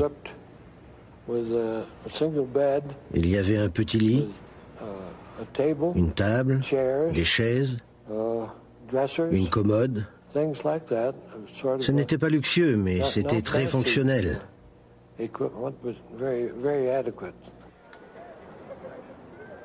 À Los Alamos, la vie est agréable mais confinée. Une fois la famille d'un scientifique installée sur le site, elle ne peut plus en sortir. Des enfants naissent sans que leurs oncles et tantes en soient informés. Tout contact avec le monde extérieur est rompu. Si les chercheurs de Los Alamos redoutent que les nazis ne trouvent la bombe les premiers, Groves et ses hommes savent, eux, que la vraie menace vient plutôt des soviétiques. Car malgré le secret qui entoure le laboratoire, les Russes sont au courant de presque tout ce qui s'y passe. Comment? Grâce à leur espion sur place, le docteur Klaus Fuchs, une sommité de la physique quantique. L'annonce de l'existence d'une arme nouvelle est terrible. If they do not now accept our terms, they may expect a rain of ruin from the air, the like of which has never been seen on this earth. Mais le Japon ne se rend pas sur le champ, malgré la déclaration de guerre que lui notifie l'Union soviétique le 8 août. Le général Groves veut porter le coup de grâce pour renforcer l'impact psychologique sur la population. Il ordonne le largage d'une seconde bombe dans les plus brefs délais.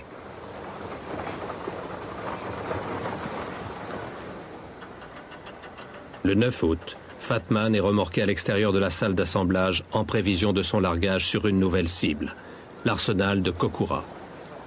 L'enveloppe de Fat Man comporte davantage d'interstices que celle de Little Boy et doit donc être rendue hermétique afin de protéger les commutateurs barométriques qui armeront la bombe durant sa descente jusqu'à l'altitude de l'explosion.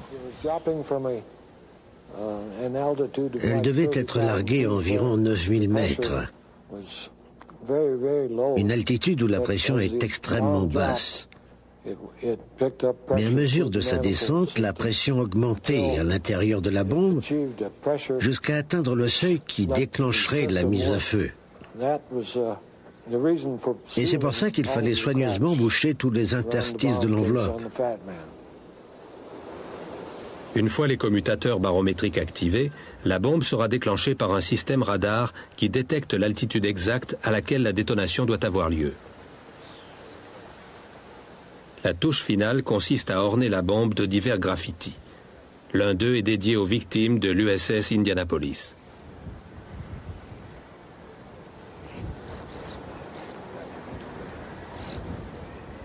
Si les hommes de la 509e peuvent s'enorgueillir à juste titre d'avoir respecté à la lettre le plan de vol de l'Enola Gay, la seconde mission connaîtra tous les problèmes que la première avait réussi à éviter. Le projet initial prévoyait le largage de Fat Man pour le 11 août. Mais les mauvaises conditions météo annoncées pour ce jour-là et les 5 jours suivants obligent à l'avancer au 9. Ceci laisse à peine le temps de préparer la bombe et oblige Chuck Sweeney à changer d'avion pour le largage. Cette fois, le Great Artist transportera donc les instruments de mesure qui ont si bien fonctionné lors de la mission sur Hiroshima, et Sweeney pilotera l'avion 77, le Boxcar.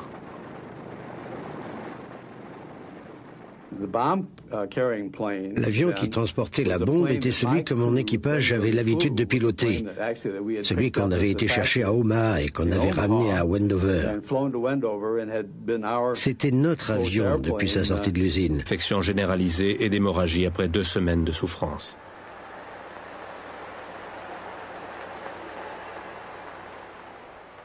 On ne saura jamais le nombre exact des victimes, mais au moins 70 000 Japonais sont morts lors de l'explosion et plus de 30 000 autres succomberont à leurs blessures ou aux radiations dans les jours et les semaines qui suivent.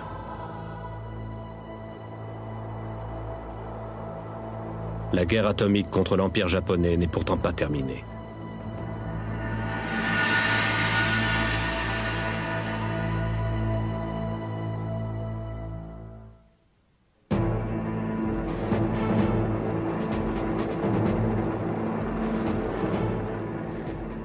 À 15 h, le 6 août 1945, l'Enola Gay est de retour à la base de Tinian.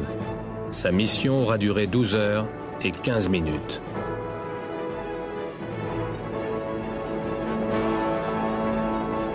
Sur l'île, la nouvelle de la première mission atomique s'est répandue comme une traînée de poudre.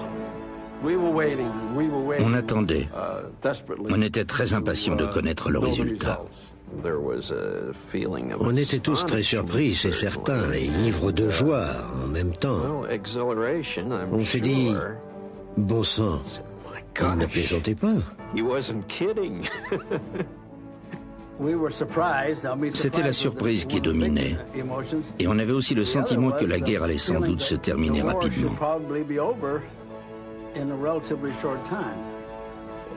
J'ai pensé que ça avait dû tuer beaucoup de gens à la fois. Et c'est à peu près tout, sauf peut-être aussi la joie de savoir que c'était nous qui avions la bombe et pas les autres. Tous les responsables de la base sont présents pour accueillir les hommes de l'Enola Gay. Le nouveau commandant en chef de l'aviation stratégique, le général Karl Spaatz, s'est même déplacé pour l'occasion. Paul Tibbets est décoré pour service rendu à la nation. Il était là en train de fumer sa pipe, ce qui n'est pas un comportement habituel pour quelqu'un qui va recevoir une décoration. Ensuite, il a glissé sa pipe dans la manche de sa combinaison de vol, et là, le général s'est approché de lui et lui a remis sa décoration.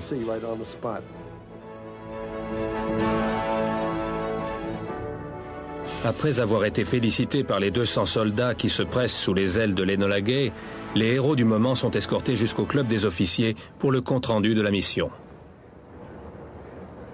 Chacun d'eux reçoit une rasade de bourbon. Un coup de chance car la séance de questions s'éternise de sorte que lorsqu'ils arrivent à la petite fête organisée en leur honneur, il ne reste plus une goutte de bière. Le général Farrell s'éclipse pour câbler le rapport complet des studios. Les chambres étaient assez jolies. Il y avait un petit lit, une table, des chaises, une commode. Ce n'était pas luxueux, mais c'était très fonctionnel.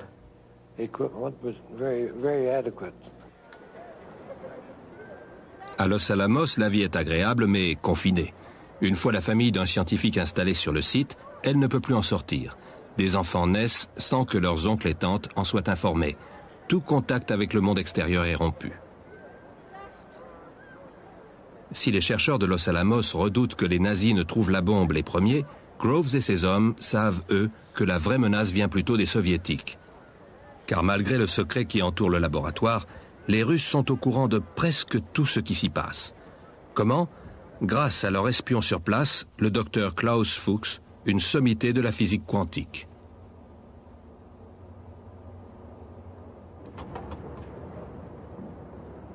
Fin 1942, le projet Manhattan est en bonne voie.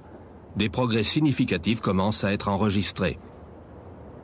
Enrico Fermi a réussi à déclencher la première réaction en chaîne contrôlée dans une pile atomique construite sous les cours de squash de l'Université de Chicago.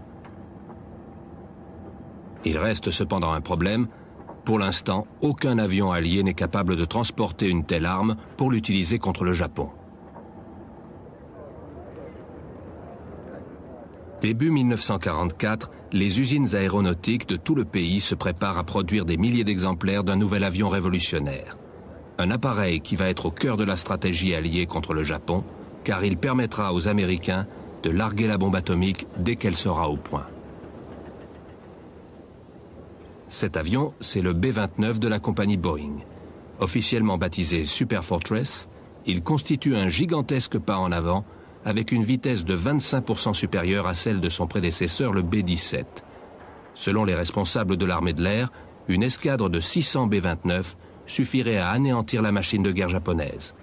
Sa cabine pressurisée permet à l'équipage de travailler confortablement à des altitudes pouvant aller jusqu'à 11 000 mètres hors de portée de la DCA et des avions japonais. Il peut transporter une bombe de 10 tonnes et parcourir plus de 6400 km. Mais un bombardier à long rayon d'action n'est pas la seule condition pour pouvoir larguer une bombe atomique sur une cible stratégique japonaise.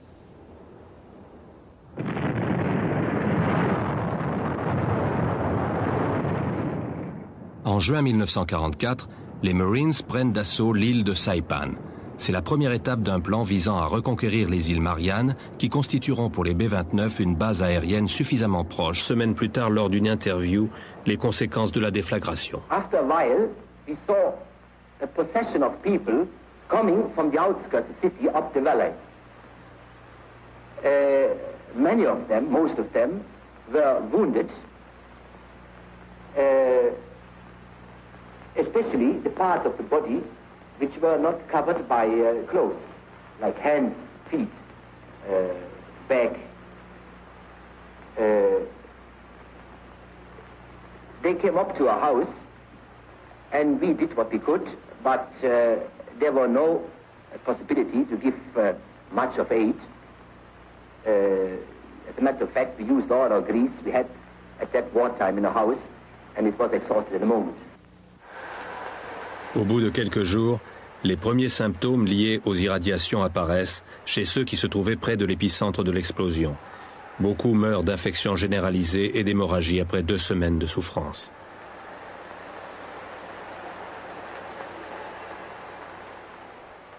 On ne saura jamais le nombre exact des victimes, mais au moins 70 000 Japonais sont morts lors de l'explosion et plus de 30 000 autres succomberont à leurs blessures ou aux radiations dans les jours et les semaines qui suivent.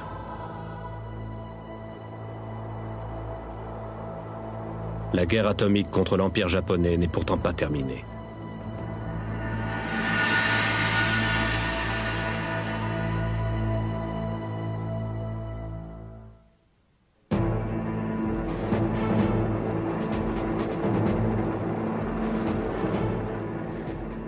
À 15 h, le 6 août 1945, l'Enola Gay est de retour à la base de Tinian. Sa mission aura duré 12 heures et 15 minutes.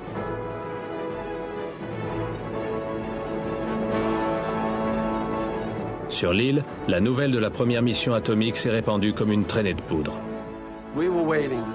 On attendait. On était très impatients de connaître le résultat. On était tous très surpris, c'est certain, et ivres de joie en même temps. On s'est dit, bon sang, il ne plaisantait pas. C'était la surprise qui dominait. Et on avait aussi le sentiment que la guerre allait sans doute se terminer rapidement.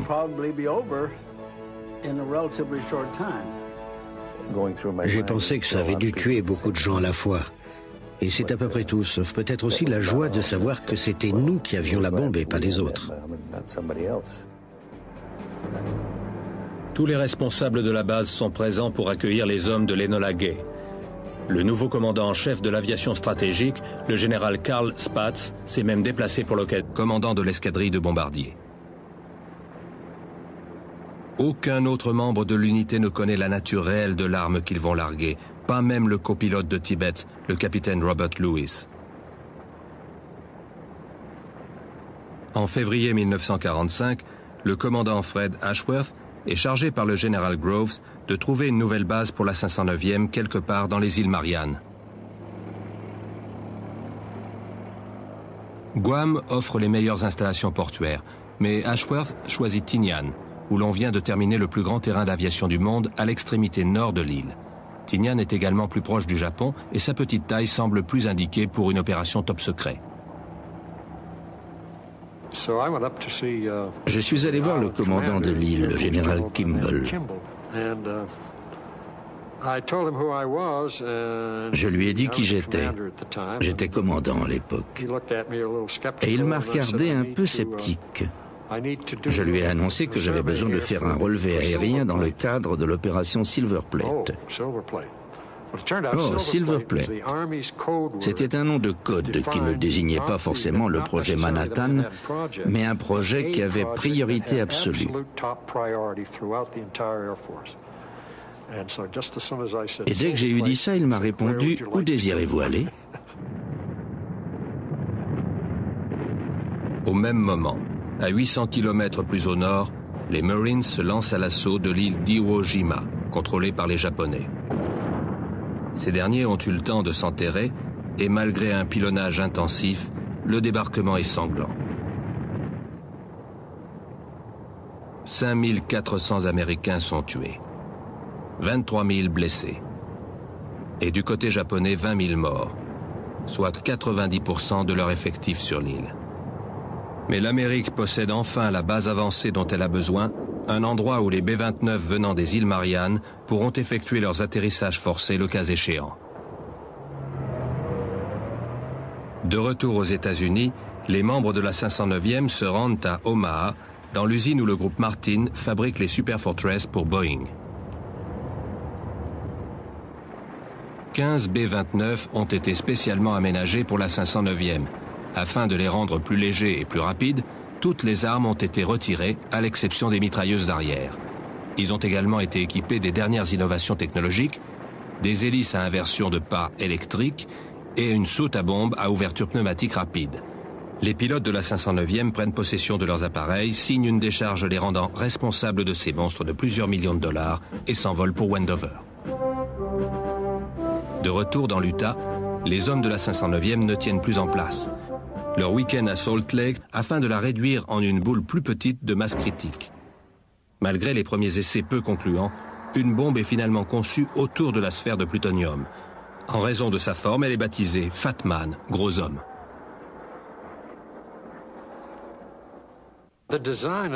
La conception de Fat Man a demandé beaucoup de travail. Il a fallu lui donner la forme d'un engin balistique pour qu'on puisse reproduire sa trajectoire et calculer les angles de largage. En matière d'aérodynamique, c'est ce qu'on pouvait faire de pire. Les bombes test construites sur le modèle de Fat Man sont surnommées des citrouilles. Elles sont remplies d'explosifs ordinaires et larguées dans le désert californien. Lors des premiers essais, elles manquent leur cible de plusieurs kilomètres. Finalement, un nouveau modèle à extrémité rectangulaire est testé et ça marche, à la grande surprise du caméraman au sol. Il s'appelait Bruxner. Il n'a pas pu quitter à temps la zone où la bombe était censée s'écraser. Mais il s'est dit, de toute façon, comme elle tombe à côté à chaque fois, l'endroit le plus sûr, c'est encore le centre de la cible. C'est donc là qu'il s'est mis. Et la bombe est tombée en plein milieu de la cible. Heureusement, il a eu le temps de la voir venir et de ficher le camp.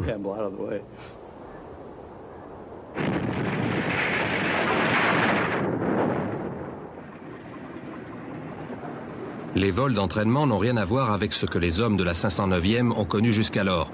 Il s'agit de larguer une seule et unique bombe de 5 tonnes et aussitôt après, de faire effectuer à l'avion un vertigineux virage de 158 degrés.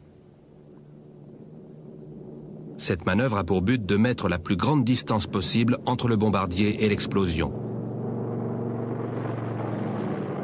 Mais seuls 2 membres de la 509e sont au courant, Tibbets et le major Charles Sweeney, commandant de l'escadrille de bombardiers.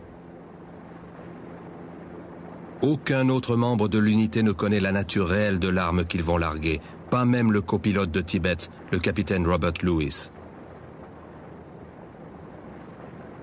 En février 1945, le commandant Fred Ashworth est chargé par le général Groves de trouver une nouvelle base pour la 509e quelque part dans les îles Mariannes.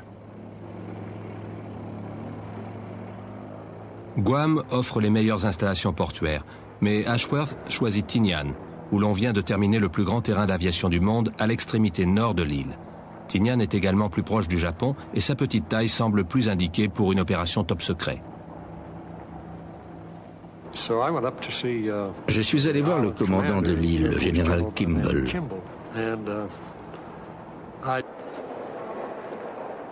Le 15 août, l'empereur s'adresse pour la première fois par l'entremise de la radio à son peuple et lui annonce la capitulation du pays.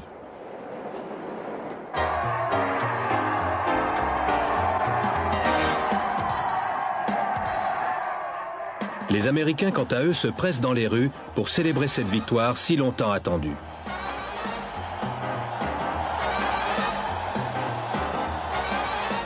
Les festivités durent jusque tard dans la nuit. Le 2 septembre 1945, à bord du cuirassé Missouri amarré dans le port de Tokyo, le général Douglas MacArthur accepte la capitulation du Japon. La Seconde Guerre mondiale est enfin terminée.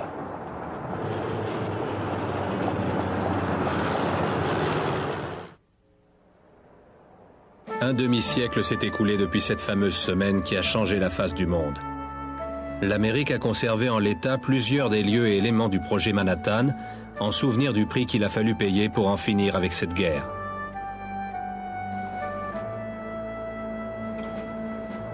Le B-29 Enola Gay a été restauré par le Musée national de l'air et de l'espace de la Smithsonian Institution.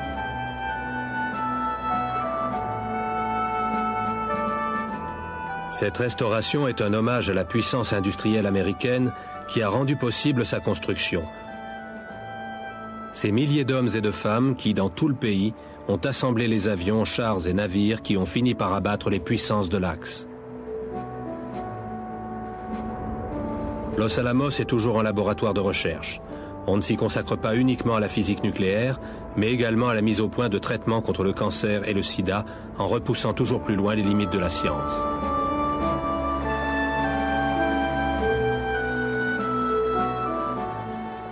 Los Alamos nous rappelle les trésors d'intelligence et d'ingéniosité qui furent nécessaires pour percer les secrets du noyau atomique. Tous les chercheurs et ingénieurs qui ont pris part à cette guerre, enfermés dans leur laboratoire, à griffonner de mystérieux calculs sur leur tableau noir.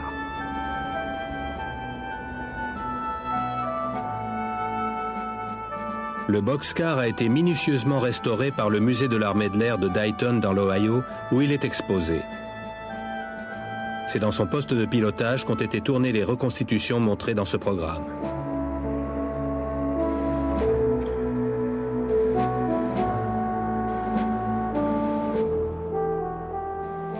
Le boxcar et son épopée symbolisent le courage et la ténacité des hommes qui ont construit et largué les 2 premières bombes atomiques.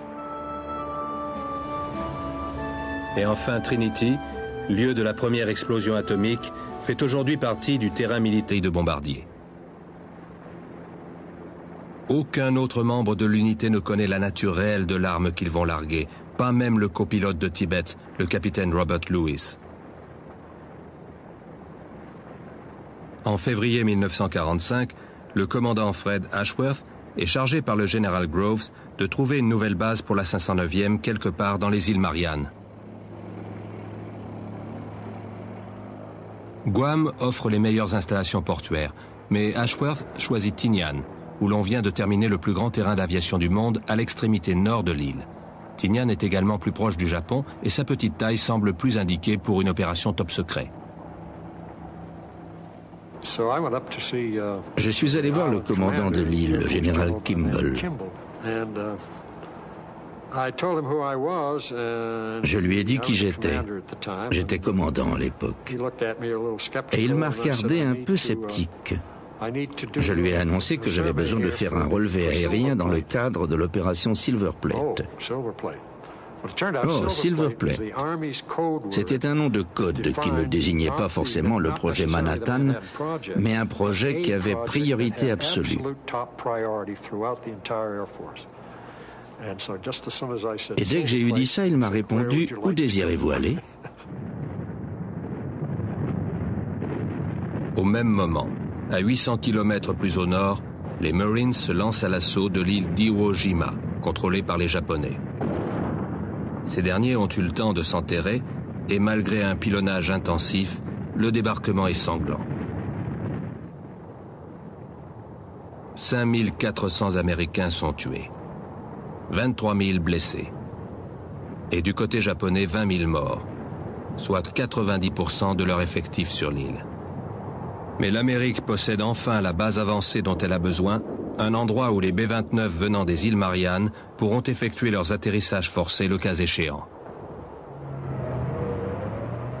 De retour aux États-Unis, les membres de la 509e se rendent à Omaha, dans l'usine où le groupe Martin fabrique les Super Fortress pour Boeing. 15 B-29 ont été spécialement aménagés pour la 509e. Afin de les rendre plus légers et plus rapides, toutes les armes ont été retirées, à l'exception des mitrailleuses arrière. Ils ont également été équipés des dernières innovations technologiques, des hélices à inversion de pas électriques et une soute à bombe à ouverture pneumatique rapide. Les pilotes de la 509e prennent possession de leurs appareils, signent une décharge les rendant responsables de ces monstres de plusieurs millions de dollars et s'envolent pour Wendover. De retour dans l'Utah, les hommes de la 509e ne tiennent plus en place. Leur week-end à Salt Lake tourne à la bagarre. Jusqu'alors, les recherches nucléaires ne s'étaient vues attribuer dans le budget américain que la somme insignifiante de 2000 $. Mais Roosevelt, impressionné par la requête d'Einstein et de Szilard, débloque une aide financière spéciale.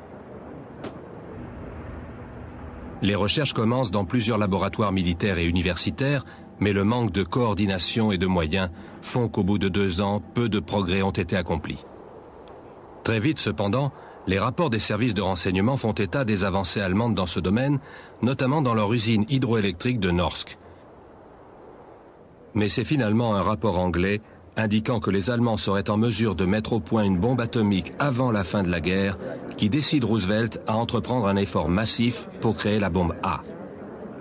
Le 6 décembre 1941, Vannevar Bush, son conseiller pour les questions scientifiques, donne le feu vert aux physiciens.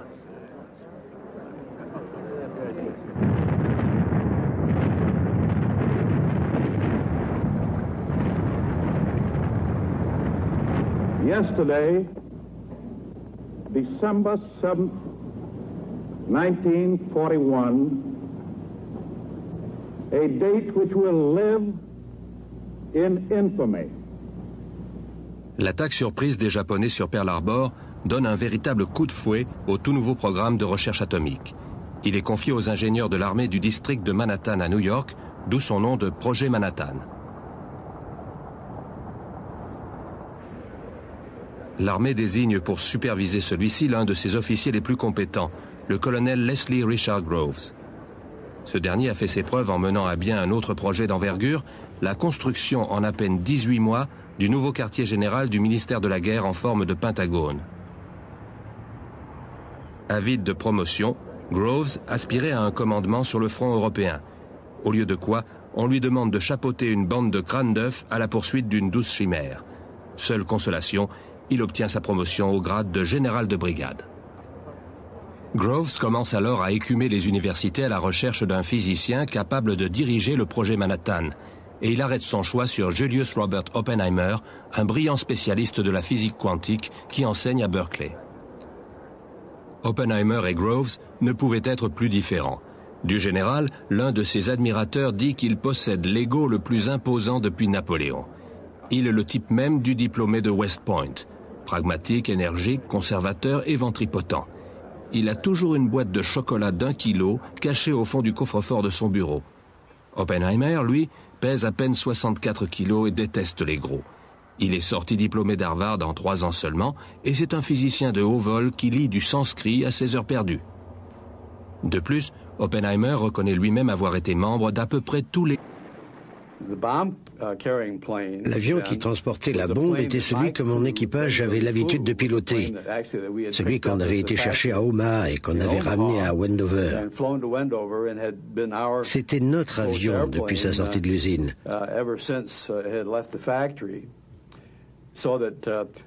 Et c'est cet appareil qu'on avait surnommé la voiture de Bock que le major Sweeney et son équipage ont piloté pour transporter Fat Man.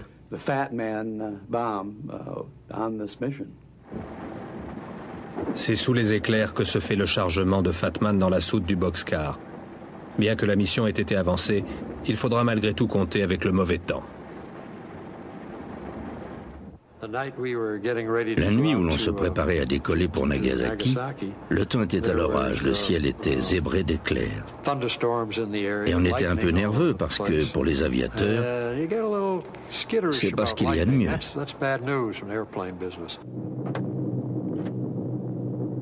Puis un autre problème surgit. Peu avant le décollage, Sweeney s'aperçoit que la commande de sa réserve de carburant de 2300 litres ne fonctionne pas.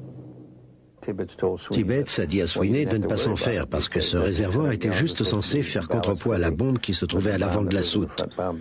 Il lui a dit qu'il pouvait effectuer sa mission sans s'en occuper, que ça ne serait pas un problème. Mais ça s'est finalement avéré en être un.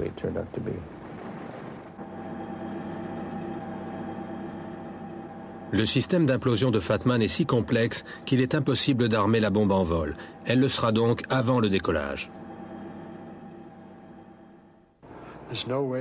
Il n'y avait pas moyen de retirer la charge d'explosifs ni quoi que ce soit, parce que tous les éléments étaient solidaires à l'intérieur de la bombe. Le responsable scientifique de la mission, Norman Ramsey, ici à gauche, redoute tellement un accident nucléaire qu'il ordonne à tous les véhicules d'incendie de l'île de se placer en bout de piste et va lui-même s'y poster.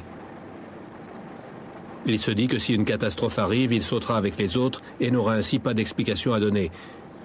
Mais Sweeney et son équipage décollent sans incident à 3h49 du matin pour se diriger droit vers un orage de chaleur. De tous les vols que j'ai effectués, même les vols commerciaux, jamais je n'ai vu une tempête aussi violente que celle-ci. On était ballottés, on montait, on descendait. La météo oblige Sweeney à déplacer son point de rendez-vous avec les deux autres avions d'Iwo Jima jusqu'à l'île de Yakushima, à 1200 km de là. Sweeney et Boggs se rejoignent rapidement, mais l'avion caméra se fait attendre, et l'attente se prolonge suffisamment pour que certains se mettent à voir des choses. Quand vous volez au-dessus d'un pays étranger, d'un pays ennemi, vous avez l'esprit prompt. 58 degrés qu'il a répété à maintes reprises.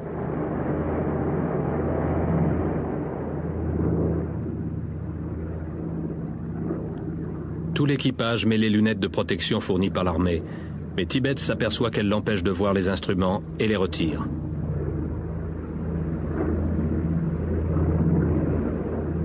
43 secondes exactement après le largage, à 550 mètres au-dessus du sol, la première arme atomique de la guerre explose. Il est exactement 8h16, le lundi 6 août 1945. Quelques instants plus tard, les deux ondes de choc produites par la déflagration atteignent les avions. En ressentant la violente secousse, Tibbets s'écrie machinalement « DCA ». L'avion caméra vole en cercle au-dessus de l'Enola Gay et du Great Artist afin d'immortaliser l'explosion.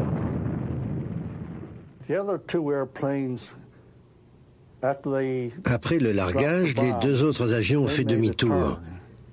Ils tournaient donc le dos à l'explosion, ils ne l'ont pas vue. Alors que nous allions droit dessus. Et elle s'est produite juste devant nous. On a vu l'explosion, le dégagement provoqué par la chaleur. Puis le champignon s'est formé et a commencé à s'élever en aspirant tout. Et au fur et à mesure qu'il s'élevait, il devenait rouge, jaune, violet. Et ça bouillonnait à l'intérieur.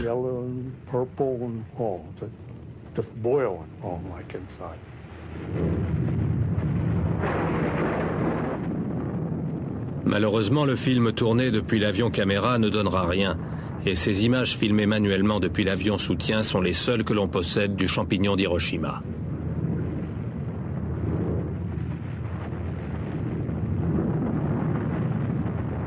Tandis que les appareils survolent une nouvelle fois la ville pour mieux voir l'enfer qui bouillonne en dessous d'eux, le copilote Bob Lewis ajoute une phrase dans son journal.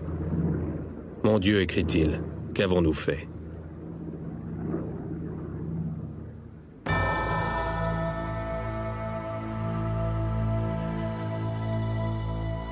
Au sol, La fumée commence à se dissiper au-dessus d'Hiroshima. Ces archives confisquées aux Japonais montrent la ville dans les heures et les jours qui ont suivi l'explosion. Ce film ne sera montré que 25 ans après la fin de la guerre. La force de la déflagration a été phénoménale, l'équivalent de 13,5 kilotonnes. Au cœur de l'explosion, la température a atteint les 40 millions de degrés.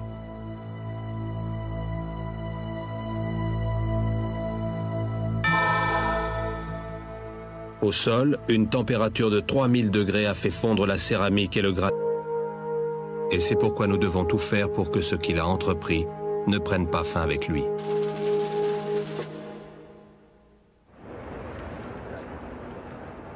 Encore sous le choc, les scientifiques continuent de tester la bombe au plutonium.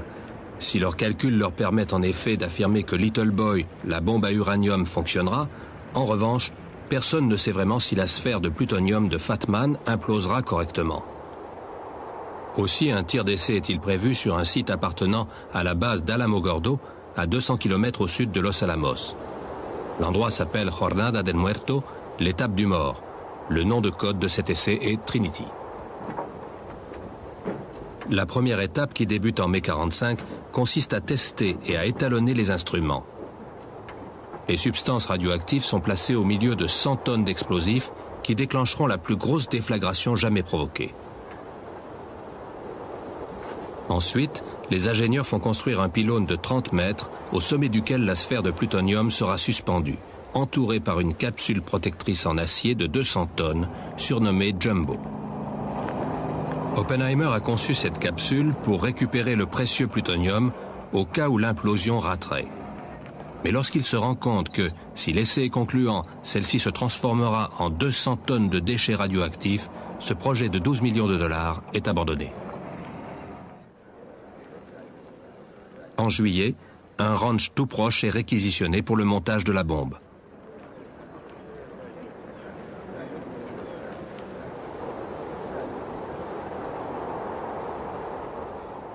L'assemblage final a lieu dans une petite tente au pied du pylône. C'est alors qu'un problème inattendu surgit. Le couvercle refuse de s'encastrer convenablement. Tous retiennent leur souffle, Oppenheimer s'interroge. Et on finit par s'apercevoir que la pièce en question est plus chaude que le reste de la sphère. À température égale, tout s'ajuste parfaitement. Mais tandis que la sphère est hissée au sommet du pylône, un problème plus grave se profile à l'horizon. À la veille de l'essai, un violent orage éclate au-dessus du site. Un éclair pourrait-il déclencher l'engin? Nul ne peut le dire. Mais si tel était le cas, les conditions météo entraîneraient des retombées radioactives jusqu'aux zones habitées.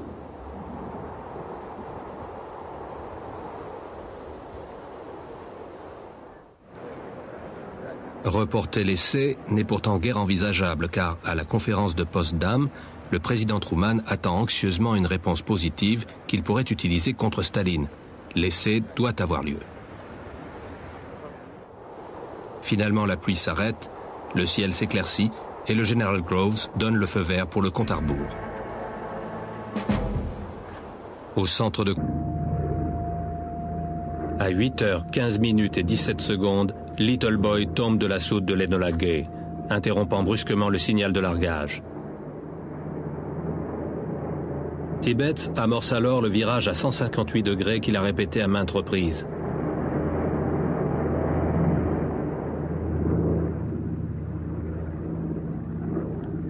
Tout l'équipage met les lunettes de protection fournies par l'armée, mais Tibbets s'aperçoit qu'elles l'empêchent de voir les instruments et les retire.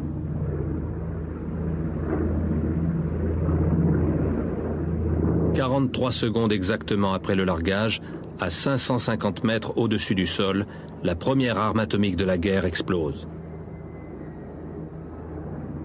Il est exactement 8h16, le lundi 6 août 1945.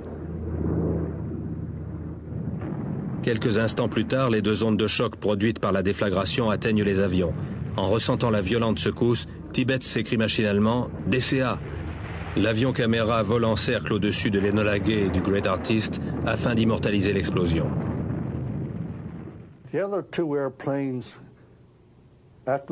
Après le largage, les deux autres avions ont fait demi-tour. Ils tournaient donc le dos à l'explosion, ils ne l'ont pas vue. Alors que nous allions droit dessus. Et elle s'est produite juste devant nous. On a vu l'explosion, le dégagement provoqué par la chaleur. Puis le champignon s'est formé et a commencé à s'élever en aspirant tout. Et au fur et à mesure qu'il s'élevait, il devenait rouge, jaune, violet. Et ça bouillonnait à l'intérieur.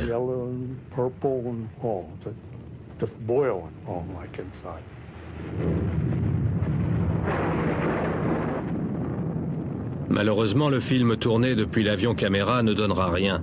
Et ces images filmées manuellement depuis l'avion soutien sont les seules que l'on possède du champignon d'Hiroshima.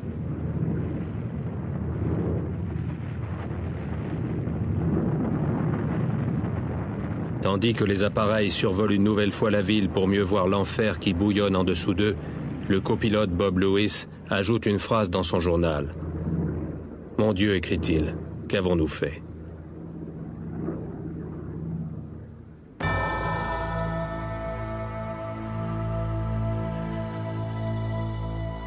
Au sol, la fumée commence à se dissiper au-dessus d'Hiroshima.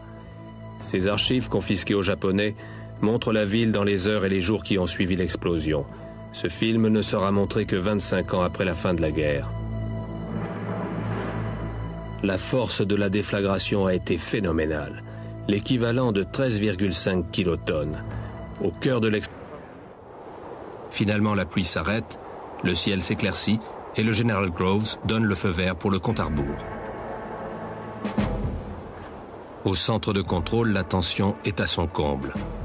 Pour détendre les esprits, les physiciens prennent des paris sur cette première explosion atomique. Embrasera-t-elle l'atmosphère? Effacera-t-elle toute trace de vie sur Terre? L'heure de vérité est enfin arrivée. Il est 5h29 du matin, le 16 juillet 1945.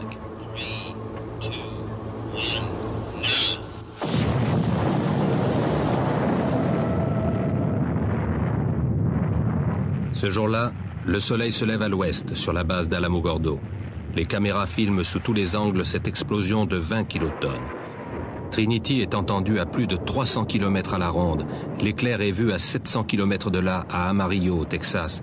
Et on explique à la presse qu'il a été provoqué par l'explosion d'un dépôt de munitions. Tentant de couvrir le bruit de l'explosion, Vannevar Bush hurle au général Groves. « Cette bombe est plus brillante qu'une étoile. » Et Groves, toujours avide de promotion, de répondre en montrant ses galons, plus brillante que 2 étoiles. Ken Bainbridge, le responsable de l'opération Trinity, félicite Oppenheimer par ces mots. « Maintenant, nous sommes tous des salauds. » Et Oppenheimer se remémore alors un passage de son poème hindou favori. « Si l'éclat d'un millier de soleils illuminait soudain le ciel, cela ressemblerait à la splendeur du Tout-Puissant. Maintenant, j'incarne la mort, le destructeur des mondes. »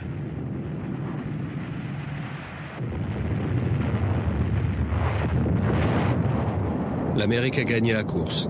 Elle est la seule à posséder la bombe atomique.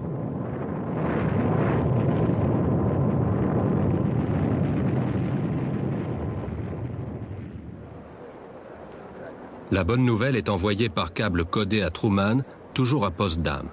Le président américain parle alors à Staline de cette nouvelle arme au pouvoir destructeur hors du commun. Mais cela n'impressionne guère le dirigeant soviétique, car, ce que Truman et Churchill ignorent, Klaus Fuchs a tenu les Russes informés de tous les développements. Immédiatement après l'essai, on ne peut approcher le point zéro, le cœur de l'explosion, que dans un char blindé au plomb. Mais en quelques jours, la radioactivité diminue, et bientôt Oppenheimer et Groves se rendent sur place pour constater les ravages.